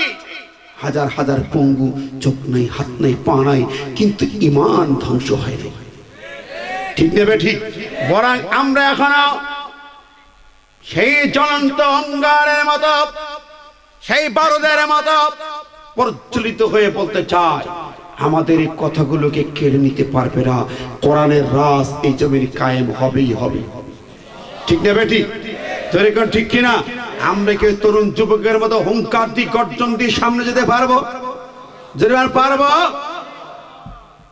ওরা কি কেড়ে নিতে পেরেছে আমাদের? আমরা জেলখানা থেকে একটা গান গাইতাম, আমাদের কথাগুলো এমনি করেও বহুদিন মুছে দিতে ওরা কেউ পারেনি। আমাদের কথাগুলো এমনি করেও বহুদিন মুছে দিতে ওরা কেউ পারেনি। সত্যের কথা মোরা বলেই যাব, বাধার পাহাড় যত মারিয়ে। আমাদের কথাগুলো এমনি করেও বহুদিন মুছে দিতে ওরা কেউ পারেনি। কি বলেন, পেরেছে? মিছিলে মিছিলে প্রতিবাদ প্রতিরোধ চালিয়ে যাবই সংগ্রাম। রাজি আছেন? রাজি আছেন? মিছিলে মিছিলে প্রতিবাদ প্রতিরোধ চালিয়ে যাবই সংগ্রাম। মানিনি, মানি না, মানব না কোনদিন স্বৈরাচারীর বিচার। এই তো সেদিন কলিজার খুনি রঞ্জিত হলো কাফেলা। আমাদের কথাগুলো এমনি করেও বহুদিন মুছে দিতে ওরা কেউ পারেনি। গ্রেনেডের আঘাতে উড়ে গেল কত পা, কত চোখ, কত স্বপ্ন। বুলেটের আঘাতে নিভে গেল কত কান, কত মুখ, কত রত্ন। কোরআনের কথা মোরা মসজিদে ময়দানে বলছি আরো বলবো। বাতিলের সাথে সংঘর্ষ রাজপথে করছি আরো করব। কি রাজি আছেন? কোরআনের কথা মোরা মসজিদে ময়দানে বলছি আরো বলবো। বাতিলের সাথে সংঘর্ষ রাজপথে করছি আরো করব। এই জমিনে আল্লাহর দিন কায়েম হবে না যতদিন। আমাদের কথাগুলো এমনি করেও বহুদিন মুছে দিতে ওরা কেউ পারেনি। মুছে দিতে ওরা কেউ পারেনি। ঠিক না বেঠিক? কখনো পারবে না। পরের বাড়ি কি বিজয়ীর আসনে নেবার মালিককে আল্লাহ পাক বলেছেন, তাহা মা আনজালনা আলাইকাল কুরআনা লিতাশকা। নবী, আমি কোরআনের জন্য নাজিল করি নাই যে তুমি দুর্ভাগা হবে, হতভাগা হবে, কষ্ট পাবে, নির্যাতিত হবে, এই জন্য কোরআন নাজিল করা হয় নাই। কোরআন নাজিল হয়েছে এই জমিনে কোরআনের রাজ কায়েম হবে, তোমরা মুসলিম জাতি বিজয়ের আসনে বসবে। ঠিক না বে ঠিক? আমার ভাইরা আমার, কিন্তু সেই বজ্র কঠিন ঈমান দরকার। ওই তরুণ বালকটি ছুটে চলেছি মরুর ময়দানে, সূর্য উদয়ের সময় ডাক দিচ্ছে সেই কাফের সম্রাট, 3 লক্ষ সেনাবাহিনীর সম্রাট জালুত ডাক দিচ্ছে, মুসলমানরা আসো, আমি তোমাদের খতম করে নাস্তা খাবো। ছোট্ট বাচ্চা, যার কথা বলছি, ছোট্ট বাচ্চা দাউদ নাম, 11 বছর প্লাস বয়স মাত্র। এই ছেলেটি সামনে আগায়, হাঁটি হাঁটি পা পা করে যখন অর্ধ পথে এসে হাজির হয়েছে, অর্ধ পথ এসেছে, হঠাৎ করে একটা আওয়াজ পেল, থমকে গেল, কঠিন একটা আওয়াজে থমকে গেল। ডানে বাঁয়ে সামনে পিছনে কোনো মানুষ নাই, কিন্তু মনে হয় একেবারে আমার কাছ থেকে কে যেন নাম ধরে ডাকতেছে, ইয়া দাউদু ইন্নাকা বিনা তাকতুলু জালুতা। সুবহানাল্লাহ। ডানে তাকায়, বামে তাকায়, সামনে তাকায়, পিছনে তাকায়, চারিপাশের মধ্যে কেউ নাই, অথচ ডাকে হে দাউদ। তাফসিরে আমি লুবাবুন নুকুল, তাফসিরে খাদেন, তাফসিরে কাবীর, তাফসিরে মাযহারি, কুরতুবী সব কিতাবগুলোতে পড়লাম, ইবনে কাসির সহ পৃথিবীর জগৎ বিখ্যাত 20 খানা তাফসিরের পাতায় পড়লাম, একই কথা, ওই শব্দটাই দিয়ে ডেকেছে, হে দাউদ রে, তুমি আমাদের সাথে করে নাও, কাজে লাগবে। কারে নেব সাথে? মানুষ না জন না কেউ মানুষের মতো কথা বলে কে আমারে ডাকে। হঠাৎ দেখে আবার ডাক দিয়েছি, ইয়া দাউদু ইন্নাকা বিনা তাকতুলু জালুতা। এবার দেখে মানুষ নয়, পৃথিবীর অন্য কিছু নয়, 3টি পাথরের টুকরা তাকে ডাকতেছে। সুবহানাল্লাহ বলেন, একটু জোরে বলেন সুবহানাল্লাহ। সাহায্য করার মালিক কে? জোরে বলেন কে? আল্লাহ বলেন, ইল্লা তানসুরহু ফাকাদ নাসারাহুল্লাহু ইয আখরাজাহুল্লাযীনা কাফারু সানিয়াসনাইনি ইয হুমা ফিল গার ইয ইয়াকুলু লিসাহিবিহি লা তাহজান ইন্নাল্লাহা মা'ানা ফাআনজালাল্লাহু সাকিনাতাহু আলাইহি ওয়া আইয়াদাহু বিজুনুদিন লাম তারাউহা। জোরে বলুন মারহাবা। আল্লাহ বলে, তোমরা সাহায্য না করো, আমি আল্লাহ আমার বাইরে সাহায্য করব। নবী যখন আবু বকরকে বলল, লা তাহজান ইন্নাল্লাহা মা'ানা, চিন্তা করো না, আল্লাহ সাহায্য করবে, আল্লাহর সাথে আছি। আল্লাহ বলেন, আমি আল্লাহ তাদের সাহায্য করলাম, ওয়া আইয়াদাহু বিজুনুদিন লাম তারাউহা, এমন সেনাবাহিনী দিয়ে সাহায্য করি যা তোমরা চোখে দেখতেও পাইবে না। সুবহানাল্লাহ বলেন, জোরে বলেন সুবহানাল্লাহ। ক্ষমতা আল্লাহর আছে না নাই? সে আল্লাহ আছে না নাই? আন্নাল কুওয়াতা লিল্লাহি জামিয়া, সমস্ত শক্তি ক্ষমতা কার? আমার বন্ধুরা লক্ষ্য করেন, ওই ছেলেটি 3টি পাথর যখন তাকে নাম ধরে ডাকতেছে, ওখানে আপনার যদি এরকম ডাকে ভয়ে দাঁড়াবেন, ভয় পাবেন না? দৌড় দিবে, কত দৌড়, বেহুশি পড়ে যাবে, 200 হুজুর লাগবে ঝাড়াতে, ঠিক না বে ঠিক? পাথরে ডাকছি, মাটি কথা কয়, সর্বনাশ। ইসলামের বীর সেনাপতিরা দুনিয়া আল্লাহ ছাড়া কাউকে ভয় পায় না, ঠিক না বে ঠিক? আল্লাহ তাখশাউন নাস ওয়াখশাউনি, মানুষকে ভয় পেও না, দুনিয়ার কোন শক্তিকে ভয় পেও না। ভয় পেবে কার? জবান খুলে বলেন, ভয় করতে হবে কার? ওই ছেলেটি 11 বছরে কি দুঃসাহসিক যুবক, পাথর 3টা হাতে করে কুড়িয়ে নিল, হাতে তুলে নিল। সুবহানাল্লাহ বলেন। 3টি পাথর টুকরা হাতে তুলে নিয়ে তার কাছে করে নিল। জোরে বলুন মারহাবা। যুবকটি এবার সোজা হাঁটতে হাঁটতে চলে গেল। ওই কাফির সম্রাট জালুতের সামনে যে দাঁড়িয়ে গেছে ছোট্ট বাচ্চা, 11 বছরের বালক। জোরে বলুন মারহাবা। ওই সময় জালুত কাফির সম্রাট, পৃথিবীর সেরা এক সেনাপতি, সে চিৎকার করে করে বলছে, মুসলমান সেনাপতি সবাইকে নিয়ে হাজির হও। তখন ছোট্ট বাচ্চা তার সামনে দিয়ে বলে, ও জালুত রে, তোমার মোকাবেলায় আমি হাজির। আল্লাহু আকবার বলেন, আর জোরে আল্লাহু আকবার। কি রে, ওই সেনাপতি হতবাক, আরে আমার সামনে ছোট্ট পোলা কয় আমি হাজির। কে তুমি? কোথায় তোমার বাড়ি? কে পাঠিয়েছে? হুঙ্কারটি বলে নেতা।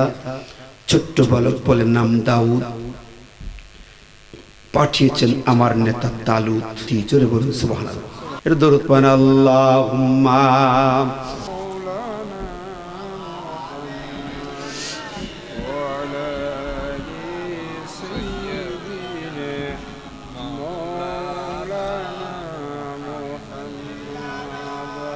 আল্লাহুম্মা সাল্লি আলা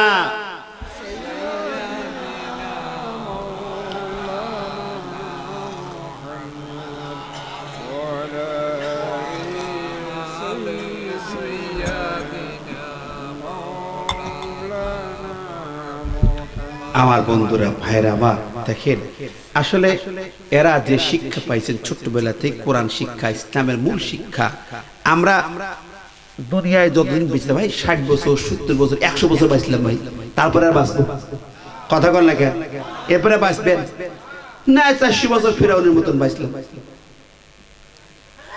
তারপরও তো দুনিয়া থাকতে হবে ঠিক না বেঠিক ফেরাউন নমরুদ হামান কামান আবু জেহেল সবাই চলে গেছে আমরাও চলে যাব বাপ দাদা আমার সব চলে গেছে আমিও যাব মাটির নিচে যাওয়ার পর দুনিয়ার জীবন যা কোটি কোটি বছর থাকবেন কোথায় এরপরে ঠিকানা কোথায় হয় জান্নাত না হয় জাহান্নাম ঠিক না বেঠিক কথা কন না কেন ভাই তা আপনি কোনটায় যান দুনিয়াতে আপনার একটা মুসাফির খানা রাস্তায় চলতেছেন কষ্ট হয়ে গেছে গাছের নিচে একটু থামছেন কিছুক্ষণের জন্য একটু টি ব্রেক দিলেন ওই যে ঢাকার গাড়িগুলো যায় ফোর সিজনে দাঁড়ায় মিডওয়েতে দাঁড়ায় নাকি একটু টয়লেট ছাড়েন 20 মিনিট বিরতি দেওয়া হলো সম্মানিত যাত্রীগণ 20 মিনিটের ভিতরে টয়লেট ছেড়ে খেয়ে দিয়ে আবার এসে গাড়িতে উঠেন নাকি হ্যাঁ বলে না তখন দুনিয়ার জীবনটা আপনার ঠিক ওই রকম একটা বিরতি দেবে একটা জায়গা আপনি চলতেছে কোথায় যাবেন এরপরে জান্নাত কোটি কোটি বছর আপনি কি খাবেন কোথায় থাকবেন সেই বিল্ডিং পালাখানা কোটি কোটি বছর খাবার পাথর সংগ্রহ করতেছেন নিয়ামতে ভরা জান্নাত পাওয়ার জন্য পাগল পারা হওয়ার কথা মুসলমানদের ঠিক না বেটি কেমনে হবে জান্নাতে দেখেন একটু আগে একটা হাদিস দেখছিলাম একজন সাহাবী উহুদের মাঠে عن عمرو بن دينار سمع جابر بن عبد الله رضي الله تعالى عنه قال رسول الله صلى الله عليه وسلم أحد أرأيت إن قتلت فأين أنا قال في الجنة فألقى تمرات في يده ثم قاتل حتى قتل أو كما قال النبي صلى الله عليه وسلم رواه البخاري বিশ্বনবী হাদিস উহুদের ময়দানে এক যুবক পাশে দাঁড়িয়ে ছিল ইহুদি ছিল ছেলেটি ইহুদি ছিল কিন্তু সেই ইহুদি ধর্ম পছন্দ করে না মুসলমান ইসলাম ধর্ম ভালো লেগেছে উহুদের মাঠে ছুটি এসেছে দেখতে সব শুনে বুঝে দেখে ইয়া রাসূলুল্লাহ আরাইতা ইন কুতিলতু ফা আইনা আনা আপনি কি মনে করেন আমি যদি এখন কালেমা পড়ে যুদ্ধে হাজির হয়ে যুদ্ধ করি আর সেই যুদ্ধে আমি শহীদ হয়ে যাই নিহত হই আমি কোথায় থাকব বলুন আমি কোথায় আইনা আনা আমি কোথায় থাকব রাসূলমান ক্বালা ফিল জান্নাহ হে যুবক যদি তুমি এখন আমার হাতে কালেমা পড়ো যুদ্ধে হাজির হও লড়াই করে শহীদ হও তোমার ঠিকানা সরাসরি জান্নাত জোরে বলুন সুবহানাল্লাহ যুবকটি দেরি করল না ফাল কাতামারা তার হাতে কিছু খেজুর ছিল খেজুর খাচ্ছিল খেজুরগুলো ছুঁড়ে ফিরে দিয়া আরেক সাহাবীর খাপ থেকে তরবারি টান দিয়ে বের করে দিলেন কালেমা পড়তে পড়তে খেজুর ফেলে দিয়া আরেকজন সাহাবীর খাপ থেকে তরবারি টান দিয়ে বের করে নিয়া ঝাঁপিয়ে পড়লেন যুদ্ধের মাঠে লড়াই করতে করতে ওই যুবকটি শহীদ হয়ে যায় বিশ্বনবী বলেন দেখো আমার জান্নাতি যুবক জোরে বলুন সুবহানাল্লাহ একজন নামাজ পড়েনি মসজিদ বানায়নি মাদ্রাসা বানায়নি ইতিমখানা বানায়নি পীর ওলি গৌস কুতুবের দরবারে গরু ছাগল দম্বা ভেড়া নিয়ে যায়নি তাবিজ তদবির করিনি, মিলাদ পড়িনি, জিলিপি খাইনি, হালুয়া রুটি খাইনি, গোস্ত রুটি খাইনি, আতর মাখিনি, সুরমা মাখিনি, ঠিক নেবে ঠিক, জান্নাতে চলে গেল। আমার ভাইরা, জান্নাতটা কেমনে আমি পাবেন? আল্লাহ বলেন, ইন্নাল্লাহা আশতারা মিনাল মুমিনিনা আনফুসাহুম ওয়া আমওয়ালাহুম বিআন্না লাহুমুল জান্নাহ ইউকাতিলুনা ফি সাবিলিল্লাহি ফায়াকতুলুনা ওয়া ইউকতালুন। জোরে বলুন সুবহানাল্লাহ। সূরা তাওবার 111 নম্বর আয়াতে আল্লাহ বললেন, নিশ্চয়ই যে আল্লাহ পাক ওই ঈমানদারদের জানমালকে খরিদ করে নিয়েছেন, ক্রয় করে নিয়েছেন, যেই জানমাল নিয়ে ঈমানদার আল্লাহর রাস্তায় জিহাদের ময়দানে ঝাঁপিয়ে পড়ে। জোরে বলুন সুবহানাল্লাহ। ওই ছোট্ট বালকটি জালুদের সামনে দাঁড়া, জান্নাত নেবে, জান্নাতে যাবে। দুনিয়ার মঞ্চে বেঁচে থাকার আশা করে না যারা ঈমানদার। বলে, ও জালুত্রী, পৃথিবী কাঁপানো সেনাপতি তুমি, আমি হাজির। সেনাপতি বলে, তুমি কে? আমি মুসলিম, আমি দাউদ। কে পাঠিয়েছে? আমার সেনাপতি তালুত পাঠিয়েছে। ছোট্ট পিচ্চি, তুমি আমার সঙ্গে যুদ্ধ করতে আসছো, সাহস তো কম না, ফিরে যাও। বাচ্চাটি বলে, তুমি বড়, ইয়া লম্বা মানুষ, দেহ সব বড়, ঠিক আছে, আমি ছোট্ট। যুদ্ধের ময়দানে দেহ দিয়ে পরিমাপ হবে না, বড় ছোট কিন্তু শক্তি কোথায় জানি না। তরবারির আগায় প্রমাণ হবে কে বড় কে ছোট। আর জোরে বলেন, জবান খুলে বলেন আল্লাহু আকবার। সেনাপতি বলে, ছোট মুখী বড় কথা, চলে যাও বাবা। তোমার মতো বাচ্চার সঙ্গে যুদ্ধ করলে আমার প্রেস্টিজ যাবে, আমার সর্বনাশ হবে। গোটা পৃথিবী আমার চেনে, পৃথিবীর সেরা সেনাপতি আমি। তোমার মতো বাচ্চার সঙ্গে যুদ্ধ করা বেমানান, চলে যাও। বাচ্চাটি বলতে, সেনাপতি, ও কাফির সম্রাট জালুত, গর্ব করো না, অহংকার করো না, বড়াই করো না, শক্তি সাহস হিম্মতের প্রশংসা করো না। শোনো, আমি ছোট্ট পিচ্চি বডি, আমি মায়ের কাছ থেকে বিদায় নিয়ে এসেছি। তোমাকে খতম না করে মায়ের কাছে আর ফিরে যাব না। জোরে বলেন সুবহানাল্লাহ, আরো জোরে বলেন সুবহানাল্লাহ। তোমাকে খতম না করে ফিরে যাব না। অবাক হলো সেনাপতি, বলে কি, এই বাচ্চা তুই চলে যা, তোর মতো বাচ্চার সঙ্গে যুদ্ধ হবে না। তোর সেনাপতি বলো, মুসলিম সৈনিকগুলা সবাইকে নিয়ে একসঙ্গী এই যুদ্ধের মাঠে সবাই চলে এসো। পাইকারি হারে তোদের সবগুলোকে মেরে হত্যা করে একেবারে নাস্তা নাবুদ করে তারপরে নাস্তা খাবো। বালকটি মানে সেনাপতি, কাফির সম্রাট, ধৈর্যের বাঁধ ভেঙে দিও না। যুদ্ধ করবে কিনা জানতে চাই। আমি বাচ্চা ফিরে যেতে আসি নাই, শুনে রেখে দিও, আমার জন্ম হয়েছে তোমার খতম করার জন্য। সুবহানাল্লাহ বলেন। যুদ্ধের মাঠে হুঙ্কার দেওয়া জায়েজ আছে না নাই? কথা না আছে না নাই? বিলালের মতন মিয়াও মিয়াও করে। আশ্চর্য ব্যাপার, আজকের পৃথিবীর 180 কোটি মুসলমান, এর দোকান হুঙ্কার দিয়েছে, জাতিসংঘ কেঁপে উঠেছে, ঠিক না বে ঠিক?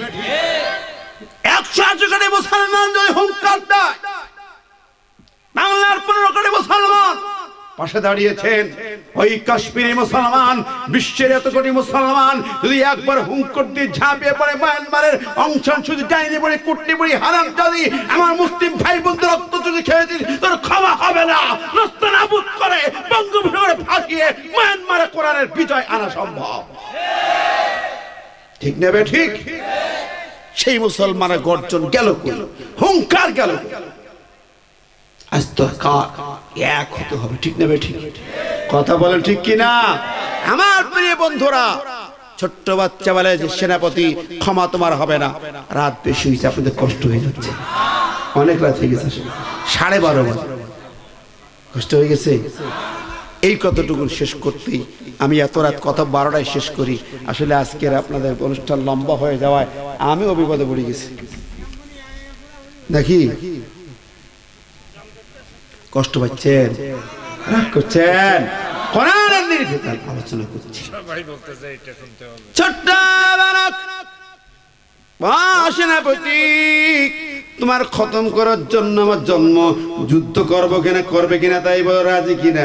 বলে না, বাচ্চা পিচ্চির সঙ্গে যুদ্ধ করলে আমার বেইজ্জতি হবে, আমার ইজ্জত পৃথিবীতে থাকবে না। কয় দাঁড়াও, তোমার ইজ্জত তাকে দেখি, রাজি কিনা দেখে নিয়ে একটু টেস্ট করি। আমার কাছে 3টি স্পেশাল ক্ষেপণাস্ত্র, একটু টেস্ট করি। 3টি পাথরের টুকরা, একটা টুকরা হাতে নিয়ে বলে, আল্লাহ আমি একটু পরীক্ষা করতে চাই তোমার দেওয়া এই নিয়ামতটা কতটুকু কাজে লাগে। সুবহানাল্লাহ, কল বিসমিল্লাহ আল্লাহু আকবার বলে ওই পিচ্চি বাচ্চা যখন পাথরটা ছুঁড়ে মেরেছে, ওই পাথর সোজা জালুদের ডাল বাহুতে আঘাত করেছে, এখানে আঘাত করেছে। সুবহানাল্লাহ, এমন জোরে বিকট আওয়াজ, বোম ফুটার মতো জোরে আওয়াজ হয়েছে। জালুদ চিৎকার করে লাফিয়ে উঠেছে, আর ডান হাতখানা এখান থেকে খসে জমিনের উপরে পড়ে গেছে। জোরে বলেন সুবহানাল্লাহ। তার চিৎকারে আর কঠিন বিকট আওয়াজে ওর যে 3 লাখ সেনাবাহিনী ঘুমিয়েছিল, ওদের ঘুম ভেঙে গেছে। এত আওয়াজ হলো কেন, হইলটা কি রে? সবাই ঘুম ভেঙে গেছে। নেতা চিৎকার করলো যে বিপদে পড়লো নাকি, রেডি হও। সেনাপতি বলে রেডি হও, লোকজন তাড়াতাড়ি বলা যায় না, মনে হয় ভাব ভালো না। ওরা রেডি হয়ে যাচ্ছে। ছোট্টবেলা পিচ্চি ছেলেটি করুণ কণ্ঠে ছোট্ট করে বলে, ও সেনাপতি কাফির নেতা, এখন বলো যুদ্ধ করতে কি রাজি আছো? নেতা চিন্তা করে, কি রে, হাতটা তো খসে পড়ে গেল, রক্ত ঝরছে, ব্যাপারখানা বুঝলাম না। তদানীন্তন সময়ে এখনকার মতো এত বেশি বোম টোম, অ্যাটম বোম, এই বোম সেই বোম, এটা ওটা ছিল না, ঠিক নাকি? তখন ছিল তীর-ধনুক আর তরবারির যুদ্ধ। বালকটি কি অস্ত্র ব্যবহার করেছে, আমি পৃথিবীর সেরা সেনাপতি, আমার কাছে এরকম তো কোনো অস্ত্র নাই। কি মারলো, আমার হাত খসে পড়ে গেল, এত জোরে আওয়াজ হলো, কি ফুটলো, মাথায় কাজ করে, মাথা গেছে তার কাটিয়া, হইলটা কি, মারলো কি, আনলো কি, হাত পড়ে গেল কেন, এত জোরে আওয়াজ হলো কেন? আমার বন্ধুরা, ছোট্ট পিচ্চি ছেলে জিজ্ঞেস করে, নেতা এখন রাজি আছো কিনা যুদ্ধ করতে আমার সাথে, এবার রাজি কিনা?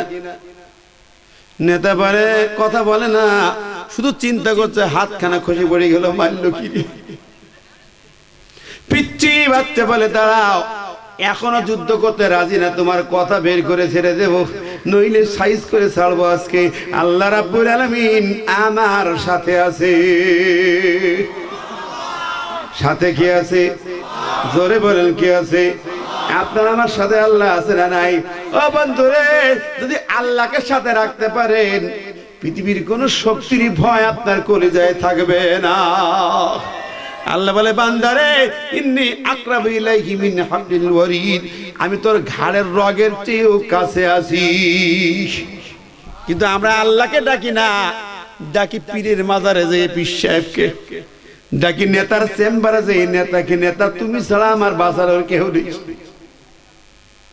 আমার মায়েরা, ছোট্ট বালকটি আরেকটি পাথরের টুকরা নিয়া আবার বিসমিল্লাহ আল্লাহু আকবার বলে ছুড়ে মেরেছে। এবার এই পাথরের টুকরা সোজা যে ওই জালুতের বাম বাহুতে আঘাত করেছে। সুবহানাল্লাহ। পূর্বের মতো কঠিন বিকট আওয়াজ, জমিন কেঁপে কেঁপে উঠেছে, ঠক ঠক করে জালুত লাফিয়ে উঠেছে, হাত কেটে জমিনে পড়ে গেল। আবার জোরে বলো সুবহানাল্লাহ। 3 লাখ সেনাবাহিনী বলে, কি আবার চিৎকার, দে তো শিগগির যুদ্ধের ময়দানে চল। অবস্থা তো খুবই খারাপ মনে হচ্ছে। জমিন কেঁপে উঠলো, কি ফুটলো, কিসের আওয়াজ? তাড়াতাড়ি চলো যুদ্ধের ময়দানে। 3 লক্ষ সেনাবাহিনী এবার লাইন দিয়ে বিশাল মরুর ময়দানে ঢুকতেছে। বালকটি দূরে তাকিয়ে দেখে, ওই যে ওরা ঢুকতেছে লাইন দিয়ে। একা বালক, সামনে জালুদ, 2 হাত খসে পড়ে গেছি। বাচ্চা বলছে, বাবা জালুদ, এইবার কি রাজি হইছ? এখন কি যুদ্ধ করবা নে? ছোট মানুষ আমি, আমার সাথে যুদ্ধ চলবে? নেতার তো কথা শেষ, মাথার তার ছিঁড়ে গেছে অটোমেটিক। নেতা শুধু চিন্তা করে এমন কোন অস্ত্র আনলো, কি মারলো, কি হলো, হাত দুটো কই গেল, কি আনলো, কি মারলো, কি হইল, হাত গেল কই। টেনশনে তো মাথা শেষ।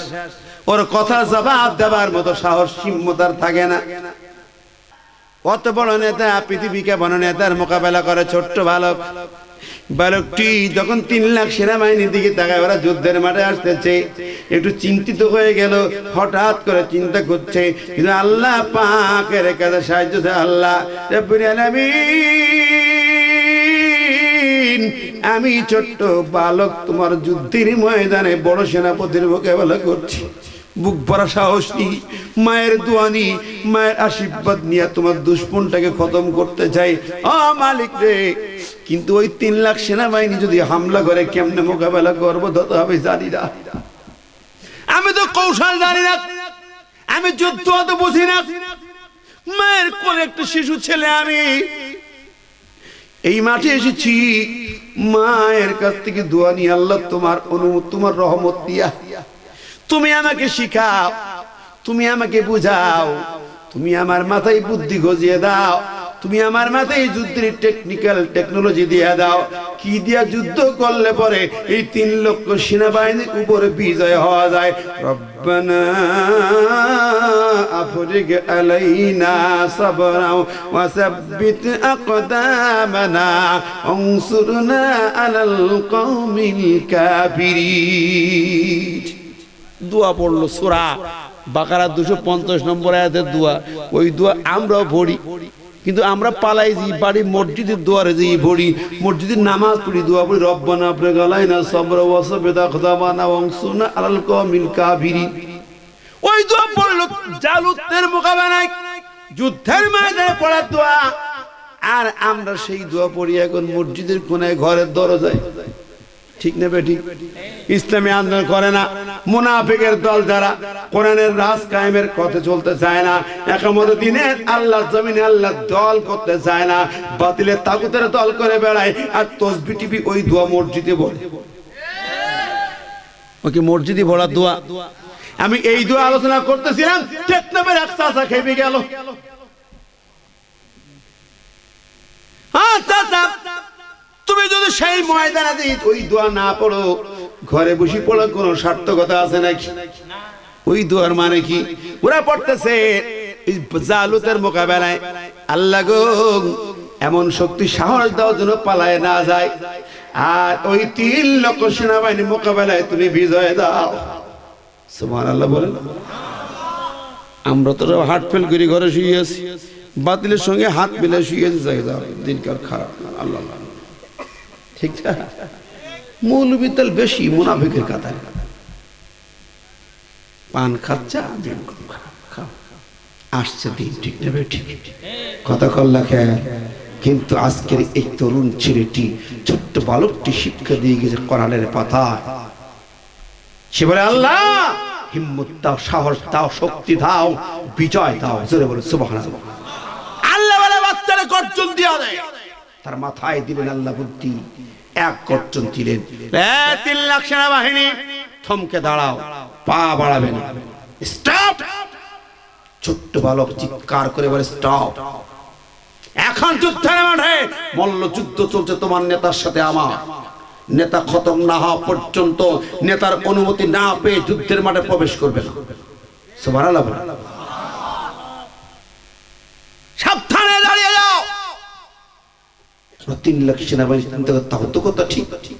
ছোট্ট বাচ্চার সামনে, আমি ছোট্ট বাচ্চা, তাকিয়ে দেখো তোমার সেনাপতির 2 হাত কোথায় চলে গেছে, তাকিয়ে দেখো। আমার আল্লাহর মেহেরবানি 2 হাত কেটে নিয়েছি। আমি পিচ্চি সৈনিক, আমাদের বড় বড় পাঘা পাঘা পীর সেনাপতিরা পিছনে আছে। সুবহানাল্লাহ। ওরা ভাবি দেখে তাও তো কত ঠিক। 3 লাখ সেনাবাহিনী নেতার অনুমতি নাও আগে। নেতা কি বলে? আমার সঙ্গে যুদ্ধ করতে রাজি না। এখন অবস্থা দেখি না, ওরা তাকায় দেখে নেতারে কয়, নেতা তো কথা কয় না, নেতা শুধু চিন্তা কয় কি মাইল, কি হইল, হাত গেল, বেকায়দা পড়ে আছে। ওরা তাকায় দেখে আসলে হাত তো নাই, মনে হচ্ছে কথাও নাই, মনে হচ্ছে কার্টুন ছবি। কি রে নেতা কার্টুন হয়ে গেল কে, রোবট হয়ে গেল কে? ছোট্ট বৃত্তিবালক বলে নেতা 3 লাখ সেনাবাহিনী সামনে পা বাড়ায় না, আমরা মুসলিম এমন অস্ত্র নিয়া এমন সেনাবাহিনী নিয়া যুদ্ধের মাঠে হাজির। আমি সবার ছোট 11 প্লাস বয়স আমার, আমি দেখো তোমার নেতার 12টা কেমনে বাজায় ছেড়ে দিলাম। আজকের যুদ্ধের মাঠে এসো না, বিবি বাচ্চা বিবিকে বিধবা করো না, বাচ্চাকে এতিম করো না, ফিরে যা। জোরে বলেন সুবহানাল্লাহ। আজকের এরকম তরুণ যুবকের বড় দরকার, ঠিক নেবে ঠিক কথা বলে আছে না নাই দরকার? আমার ভাইরা, আমার মন কাঁদে, চিন্তার কারণ নাই। বাংলার জমিনে অসংখ্য শহীদের রক্ত থেকে লক্ষ লক্ষ যুবক আজকে হিম্মত বেড়ে গেছে, ঠিক না ভাই? একটা ফোঁটা রক্ত বৃথা যায় নাই। 1 ফোঁটা রক্ত থেকে লক্ষ ফোঁটা রক্তের জন্ম হয়, 1 শহীদের রক্ত থেকে লক্ষ শহীদের জন্ম হয়। ধরে বলেন ঠিক নেবে ঠিক? বাংলার জমিনের চতুর্পার্শ্বে যতই রক্ত ঝরুক না কেন টেনশন নাই। লক্ষ লক্ষ তরুণ যুবকেরা কাফনে কাপড় কিনে রেডি হয়েছে। পৃথিবীর মানচিত্রে হুঙ্কার হবে বাংলার জমিনে একটু সুযোগ যদি পাওয়া যায়, একটা ডাক যদি দেওয়া যায়, কোরআনের পাখি একটা হুঙ্কার দেবে, লক্ষ যুবক প্রাণ দেবে, এই জাতির সামনে কোরআনের পতাকা উড়িয়ে ছাড়বে। রাজি আছেন?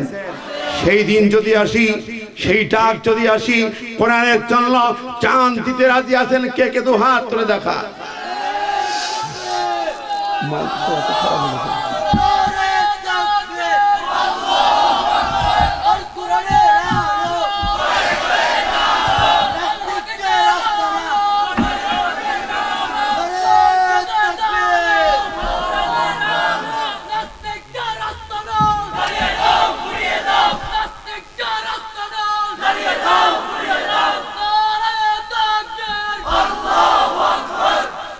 আমার ভাইরা বন্ধুরা, আবার আমার ভাইয়ের রক্ত ঝরেছি, আমার কলিজায় রক্তক্ষরণ শুরু হয়েছে, ঠিক না ভাই? ঠিক।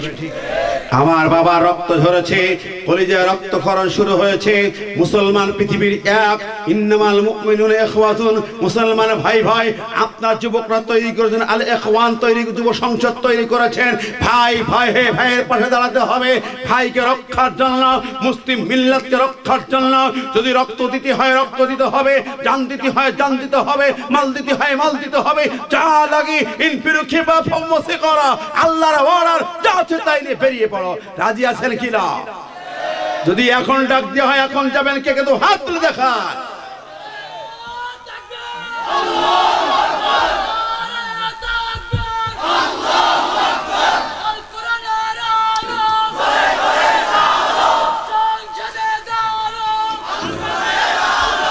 আমার ভাইরা, তাহলে আল্লাহ ইনফিরু খিফাফাও ওয়া সিগরা, যার যা আছে তা নিয়ে যাবে, ঠিক না ভাই? ঠিক। হালকা ভারী কম বেশি এখন রাজি আছেন? এখন যদি প্রয়োজনে মায়ানমারে যেতে, এখন যদি প্রয়োজনে জেরুজালেম যেতে, সবাই রেডি আছে, ঠিক না ভাই? ঠিক। কোরআনের সৈনিক হব, কোরআনের রাজ কায়েমের জন্য বিপ্লবী সেই দাউদের মতো বীর সেনাপতি হব। রাজি আছি? জবান খুলে রাজি আছে কিনা? যদি সারা বিশ্ব এক হয়, মুসলিম মিল্লাত এক হয়, ওই ডোনাল্ড ট্রাম্পের দাঁত ভাঙা জবাব দিয়া এই ইসরায়েলকে নাস্তানাবুদ করে বাইতুল আকসা থেকে ইহুদিদেরকে বিতাড়িত করতে হবে। আর রোহিঙ্গাদের জন্য ওই অঞ্চল যদি দাঁত ভাঙা জবাব যদি ডাক দেওয়া হয়, মুসলিম মিল্লাত ওই যুবকের মতো ঝাঁপিয়ে পড়তে রাজি আছেন? কে কে 2 হাত তুলে দেখার আরেকবার। নারে তাকবীর, নারে তাকবীর। আল্লাহ আমাদের সবাইকে সেই তৌফিক দান করুন। আমরা আল্লাহর কাছে কামনা করি, আল্লাহ সেই পৃথিবীর একজন, আজকে যে আয়াত আলোচনা করতেছিলাম, ওয়াজা আল্লানা মিল্লাদুনকা ওয়ালিয়্যা ওয়াজা আল্লানা মিল্লাদুনকা নাসিরা, তোমার পক্ষ থেকে অভিভাবক পাঠাও, সাহায্যকারী পাঠাও। আল্লাহ সালাউদ্দিন আইবের বংশধর এরদোগান হাসান তোরাবি সহ বিশ্ব নেতৃবৃন্দকে, কাবার ইমাম সহ অভিভাবক হিসাবে আমাদের সামনে এক করে দাও। আমরা বলি আমিন। দোয়া করে দেব। ربنا ظلمنا أنفسنا وإن لم تغفر لنا وترحمنا لنكونن من الخاسرين ربنا لا تزغ قلوبنا بعد إذ هديتنا وهب لنا من لدنك رحمة إنك أنت الوهاب। আল্লাহ পাক পরা থেকে বেনিয়াজ, তুমি মহিয়ান, তুমি গরিয়ান, তুমি সর্বশক্তিমান, দাতা দয়ালু মেহেরবান। গভীর রাতে তোমার দপ্তরে দোকানে করে হাত তুলেছি, তুমি জানো আমাদের সব খবর রাখো আল্লাহ। মাবুদ রে, মনের কথাও গোপন করা যায় না তোমার কাছে, কোন পাপ গোপন থাকে না তোমার কাছে আল্লাহ। যত পাপ, যত গোপন, কত কুচিন্তার সাথ আল্লাহ সব মাফ করে দাও। কোরআনের মাহফিল শেষে মধ্যরাতে তোমার দপ্তরে দোকানে করে হাত উঠেছি, গুনাহগারেরা কিছুই চায় না, মাফ চাই, মাফ করে দাও। আজকের মাহফিলের সন্ধ্যা থেকে পর্যন্ত যা কিছু আলোচনা হয়েছে বলতুরি মাফ করে দিও। এই তামাম হাদিয়া সবটুকু সোনার মদিনায় বিশ্ব নবীর রওজা মুবারকে পৌঁছে দাও। তামাম পৃথিবীর মাটির নিচে বাবা আদম থেকে পর্যন্ত যত নবী রাসূল, মুমিন মুমিনাত, মুসলিমত অন্ধকার করে ঘুমিয়ে আছেন তাদেরকে মাফ করে দাও। তাদের কবরগুলোকে জান্নাতের টুকরা বানিয়ে দাও। আমাদের পিতা মাতা আপনজন কে কোথায় ঘুমিয়ে আছে আমরা জানি না আল্লাহ, মেহেরবানি করে তুমি তাদের মাফ করে দাও। পিতা মাতার ঋণ জীবনে শোধ হবে না। সন্তান যদি বুকের চামড়া কেটে মায়ের জন্য এক জোড়া স্যান্ডেল বানিয়ে দেয়, মা তামাম জিন্দেগি স্যান্ডেল পায়ে দিয়ে হাঁটে, তবু এক ফুটা দুধ খাওয়ার ঋণ শোধ হবে না। আব্বাজান মাতার ঘাম পায়ে পেলে রোদ বৃষ্টি ঝড় বদল উপেক্ষা করে লালন পালন করেছেন, সে আব্বাজানকে মাফ করে দাও। আব্বা আম্মা সহ এই এলাকা জোয়ারিয়া নালা গ্রাম এলাকার যত চা বাগানে মাটির নিচে যত বান্দা বান্দি ইমান নিয়ে ঘুমিয়ে গেছেন আল্লাহ, তুমি তাদের মাফ করে দাও। কোরআনের মাহফিল ওসির আল্লাহ সবাইকে মাফ করে দাও। রব্বুল আলামিন, গভীর রাতে তোমার কাছে কি চাইবো জানি না আল্লাহ, তুমি তো জানো। কে কি চায় তুমি জানো। প্রত্যেকের মনের খবর রাখো, প্রত্যেকের যায় যারা কবুল করে নাও। যার যা মনের ব্যথা বেদনা যন্ত্রণা রহমত দিয়ে দূর করে দাও। যারা অসুস্থ তাদের সেবায় কামিলা সেহাতে আজেলা দাও। যারা বিপদগ্রস্ত বিপদ মুক্ত করে দাও। আজকের যে তরুণ যুবকেরা কোরআনের রঙে রঙিন করে এই সমাজটাকে সুন্দর করতে চায়, এই যুবকগুলোকে জান্নাতের যুবকদের সর্দার ইমাম হুসাইনের মতো মর্দে মুজাহিদ হিসেবে কবুল করো। ইখওয়ান নাম দিয়েছে ভাই ভাই, নেতৃত্বের বন্ধনে আনার জানলাম এলাকাবাসীকে ইসলামের রঙে কোরআনের রঙে ভাই ভাই হয়ে যাওয়ার তৌফিক দান করে দাও আল্লাহ। খাস করে ফরিয়াদ করি আমাদের রাশিদুল ইসলাম ভাই, মক্কায় তোমার কাবা ঘরের মেহমান, সেখানেই অবস্থান করে আল্লাহ আমাদের প্রাণের প্রিয় ভাই এলাকার মানুষ, তিনি যুবক সমাজকে নিয়ে উদ্যোগ গ্রহণ করছে আল্লাহ, তুমি তার নেক হায়াত বাড়িয়ে দাও আল্লাহ। তার আন্তরিকতা একটি সুন্দর সমাজ গড়তে চাই, কবুল মঞ্জুর করে দাও। এই জাতির সেবায় তুমি তাকে কবুল মঞ্জুর করে দিয়ে দাও। এই খাই ময়দানে যতজন হাত তুলেছেন সবাইকে কবুল করে নাও। মা বোনদেরকে তুমি মাফ করে দাও। ঘরে ঘরে কোরআনের প্রদীপ জ্বেলে দাও। কোরআনের কর্মী হিসেবে আমার সকল মা বোনদেরকে তুমি কাজ করার তৌফিক দান করে দাও। জানি না অবস্থার সামনে কেমন হবে জানি না, কিন্তু গোটা পৃথিবী যেন আজ প্রত্যেকটি জনপদ রক্তাক্ত কারবালায় পরিণত হয়েছে আল্লাহ। মুসলিম মিল্লাতকে এক করে দাও। ফিলিস্তিন, Lebanon, Kashmir, Afghan, Syria, Somalia, Bosnia, Chechnya, হার জায়গা বিনা আরাকান, খোরাসান, কাশ্মীরে, বাংলার জমিনি যত মুসলিম জনপদে রক্ত ঝরে আল্লাহ তুমি কবুল করো। এই জনপদগুলোকে হেফাজত করো। যারা জীবন দিয়ে শহীদ হলো তাদেরকে আমির হামদার মিছিলে শামিল করে নাও। যারা ঘর ছেড়ে বাড়ি ছেড়ে তোমার এই জমিনে পাড়ি দিয়েছে আল্লাহ, তুমি তাদের হেফাজতের দায়িত্ব নিয়ে নাও। রব্বুল আলামিন, তোমার দপ্তরে হাত তুলে যে ফিরাই দিও না, ওকে মালিক মাফ করে দাও। খাস করে ফরিয়াদ করি আমাদের উস্তাদুল মুকাররম রাইসুল মুফাসসিরিন সুলতানুল ওয়াইজিন, তোমার কোরআনের পাখিটাকে তুমি খাঁচায় রেখেছো আল্লাহ, দয়া করে তুমি তাকে মুক্ত করে দাও। ওই কণ্ঠটাকে তুমি কেনে নিও না। ওই কোরআনের কণ্ঠ আরেকবার শোনার তৌফিক দাও। মাথায় ব্যথা, কোমরে ব্যথা, পিঠে ব্যথা, দাঁড়িয়ে নামাজ পড়তে পারে না আল্লাহ, কলিজা ফেটে যায়, ভালো একটু চিকিৎসার ব্যবস্থাও হচ্ছে না। তুই হযরত আইয়ুবের ডাক্তার, তুমি ওষুধ লাগে না, কিছু লাগে না। এই পাখিকে ভালো করে দাও, সুস্থ করে দাও, আবার তাকে কোরআনের ময়দানে ফিরিয়ে দাও। বাংলার জমিনে কোরআনের রাজ কায়েমে তাকে রাজ সিংহাসনে কবুল করে দাও। তুমি তো ইউসুফের আল্লাহ মিশরের কারাগার থেকে জমিনে বাদশা বানাইয়াছি, তুমি কি এখন আর পারো না?